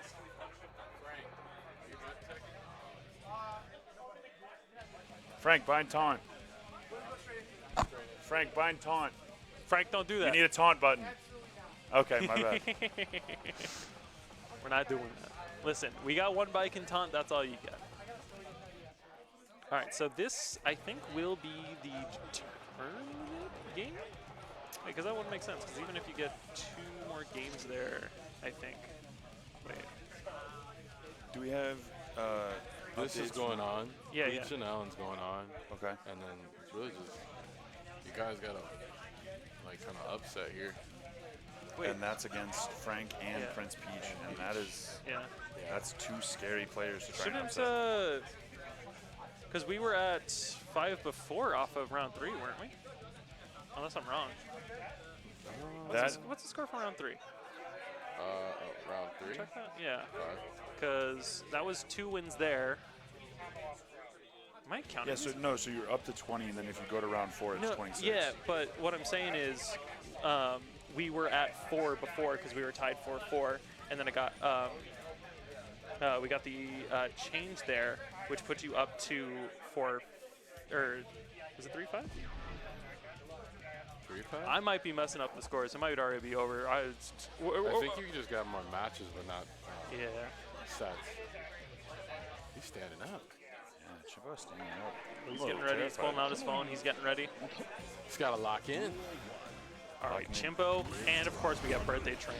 That's how you know it's a good start. Immediately with the cross up and the block off the burst. Good backdash there. And just Slayer damage. Enough said. Yeah. But RC into Johansson trying to get some mix going. Great anti-air. Well, I guess great anti-air. Oh my god, the double pile bunker to avoid the Johansson. Finally getting that first round. Chimpo starting with the first round here. Okay, goes for the jump in. Frank able to block it, but can we see some pressure being put on the Johansson into Tatami? Ooh, cross up. Slayer damage.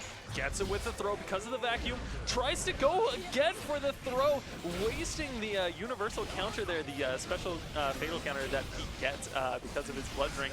Blocks the TK Johansson and gets the throw punish. Has the meter, doesn't spend it to get the throw, goes for the burst again. Has to immediately spend it or else that would have been the game. Good jump. In a situation where the floor was lava, but Chimpo taking that first game. This is important. Every game matters in this situation.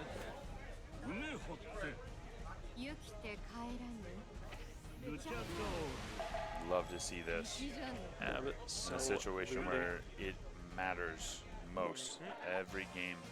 Take a second, take a deep breath, figure out how you come back, and there it is, far slash. Very cool 9-frame move. I think it's still 9 frames. Think so? All I know is Anji spin is 10, so Bike and far slash was like always the scariest round start ever because I couldn't spin on round start.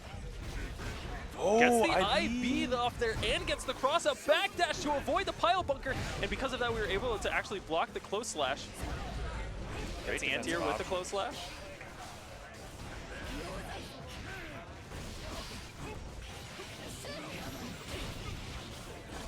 Jump in, trying to keep up that corner pressure, but big counter hit. Gets the bite, there it is. Close out the round.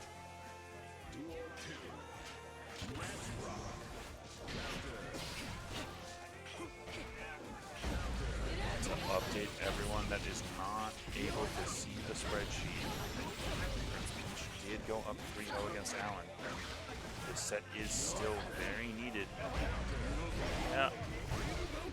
I think we're missing a game, because even if this game were to exist, we'll figure out the math later. Oh my! Goes for the triple cross up, jumps to avoid the super. We have the meter to PRC it, goes for the JK instead. Wasn't able to get a full confirm off of it, but you definitely got to keep it to start with it. We get thrown, and that's going to close out the game, or close out the round. Though the funny dashes did occur, unable to close it out there.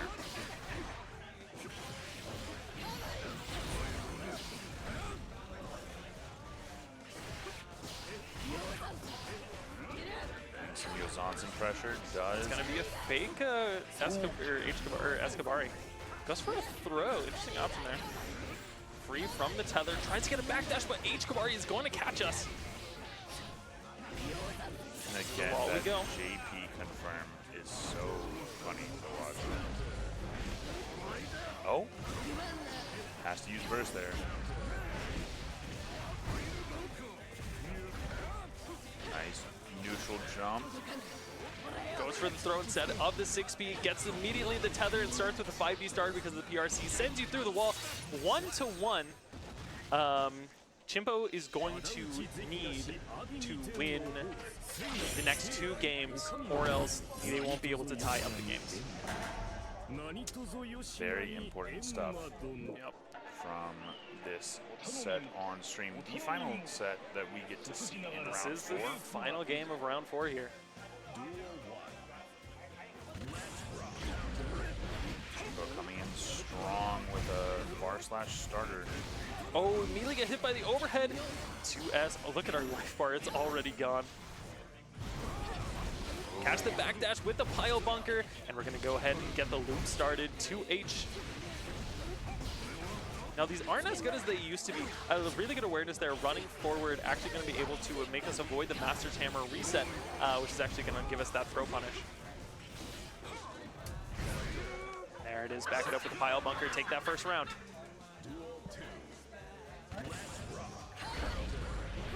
Great use of the tether. Let's see how much damage we end up getting off of it. Ooh, putting in good mix-up situation. Just for that aerial into low. Gone for the closer, send you through. This is hard knockdown. We don't necessarily want to spend our burst here in any sort of heroic manner, unless we really believe in the round. But I don't know if that's a wise idea. We are going to get counter hit. Right into We said the Escabari. Chip damage is going to pull us through. Both of us got burst here. If Frankopotamus takes this, there's no hope. Oh my god, the immediate wall splat. I mean, I said it before, I'll say it again. Slayer damage. What is going on? Where the hell did I go? Ooh, really good there. Trying to do this burst safe route. Unfortunately, wasn't able to held on to the very last minute. Good awareness from Frankopotamus. Yes! And Chimpo keeping it alive.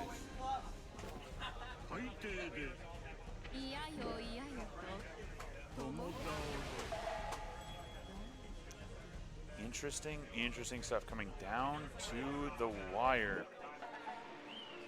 True. With our last match on stream, our last set of the day in round 4. Gotta see if Chimpo's gonna be able to take it immediately with the parry. Gonna be able to take a 6B clashing with the Escabari. Gonna be able to let us keep the pressure started without having to worry about that pesky little tether. Gets the blood bite. Nice neutral jump. Deal with the corner pressure. Oh my. Yeah. Hand of Doom. Gonna be able to get us started with the loops, aided by the fact that we have the tether. You weren't close enough that you get the wall splat because of the tether reeling you back. Whiffing because of spacing. This is looking incredibly precarious if you're Frank. Wow. A very needed situation.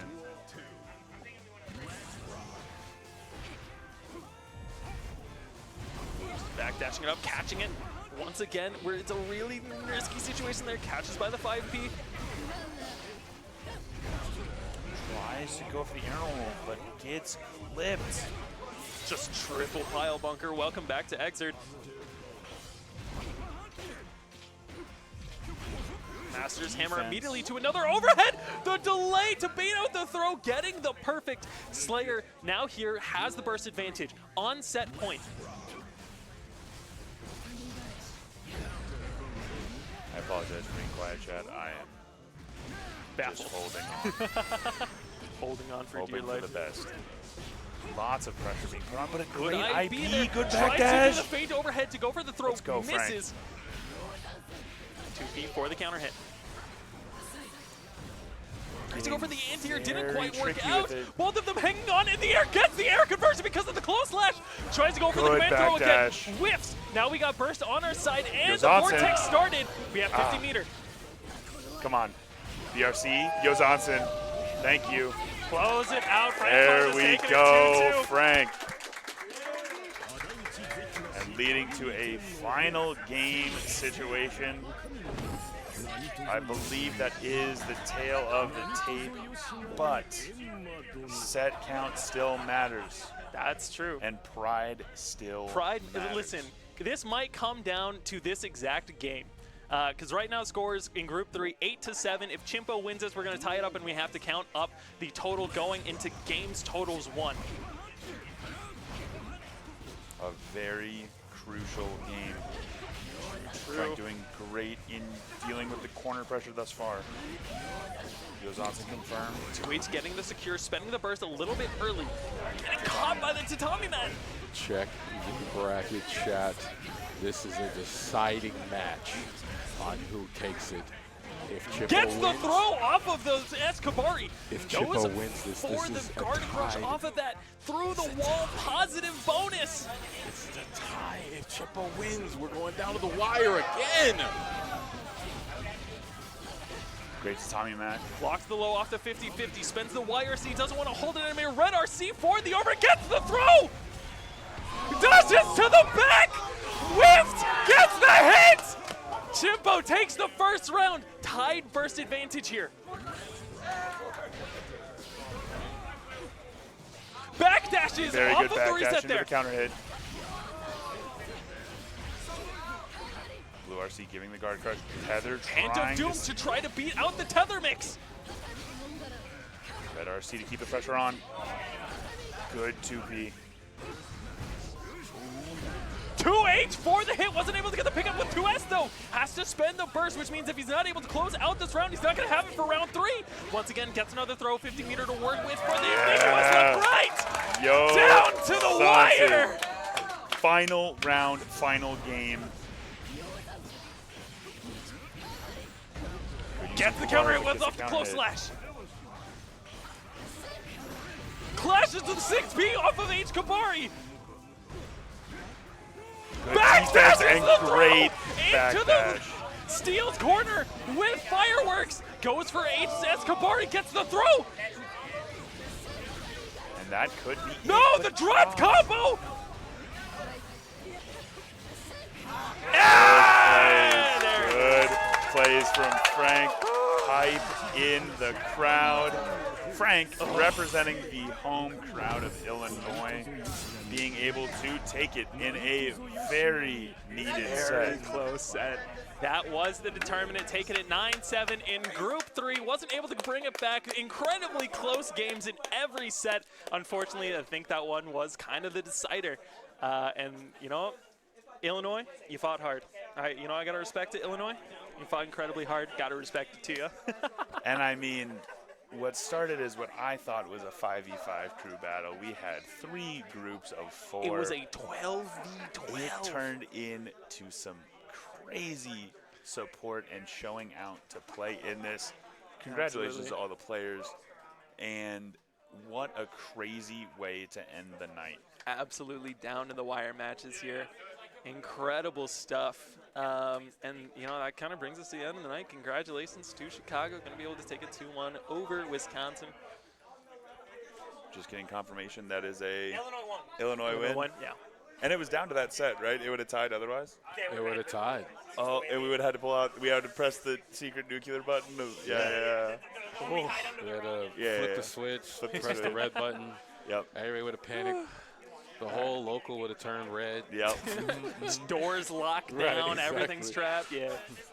We got to hit the siren and everything. Would have been completely different. That was a great set. Absolutely. I love the fact that before that set, people were calling Chippo out before. And everybody was, Frank's got it. Nah, he put in the work. That He was put a it. Listen, great, Chimpo.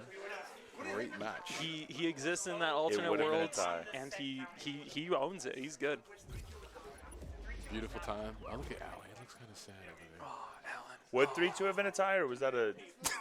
I'm still so confused. No, if Chippo Oh, won that, if it would've Chimpo tied. needed a 3-0, because even if it went 3-1, it would have been 29-30. would've gone It down would to have won off of one games. game count. He needed a 3-0. Oh, damn. Yeah, the problem, But what for the s- 'cause decider the there game. would have been Dr. K getting that one game off of 2 Jelly. For If that cinematic didn't happen- purposes, that was the deciding game, final round. Yeah. That's where my head canon's at. You know right what? now. Honestly, I'm completely with you there. Jenny winning that game helped out with the cushion, too. Yeah, True. that's So true. it That was is a little just- true. And was there a were total so no-brainer. many pieces in there, and shout out to you guys for TOing and being able to set up a very cool format. Absolutely. Wozard and Michi getting it done with keeping track of the scores and everything. I just had to read the funny screen and tell you where everything was at. I had no intention of having to deal with keeping track of all that. So thank you to you guys. Thank you to Scrims, as Yeah, that was always, awesome. for being able to host this. This is so much fun to be able to come out here. Thank you guys for watching. This has been something truly special, and I hope we get to see more events like this in the future. Yeah, incredibly fun stuff. Yeah, I'll do a free cam real quick just to show. It's going to be the ugliest free cam possible because it's a webcam in my hand. But I just want to show and encapsulate the moment that we had today real quick. And just to encompass what fighting games mean, we had... Sorry, it's shaky as hell, don't worry. Had so much players in here enjoying themselves, competing, trying to get better. It was a wonderful time. This isn't even everybody, but I just want to say shout out to everyone from Chicago and Wisconsin, not just coming up here to dilly-dally, but to really ball out. It was lovely the whole time. Got done in a good time, too. I think we started at 4:30-ish. We're done at 8, but solid matches all night long. Chat, you were awesome today, too. We had great chat. It was fun with the predictions and everything. So, yeah, that's why we play fighting games. Experiences like this. Everybody had a great time and went down to the wire. It's a lot of fun. But this is possible. These events are possible because of your locals. Come out to your locals. Support your locals. Wherever you are, whatever state you're on, country you're on, support your locals. These events happen because of the community, not because of an organization, but because people love the game they play. But with that being said, we're going to conclude there. Shout out to everyone who made it out. Huge turnout. We had like 30 people in here. A lot of people from Wisconsin, so it was lovely. Driving hours out. So what we're going to do next time you'll see us is very soon. We're going to have brackets doubled up this week. So if you liked what you've seen, come on back. We're going to do another week of brackets at both Scrim Center and Valhalla. So come on back. And then if you don't know by now, if you haven't watched last stream, Roundhouse, come out to Roundhouse as well. All these players should be here for the regional. It'll be a great time. But I'm going to close up. We're going to do some group photos, it looks like. Again, shout out to Scrim. Shout out to my sponsor, Built PCs. I'm going to show the Scrims ad. And then I'm going to go take a picture with the winner circle. SIW for Illinois. Love. Have a great night.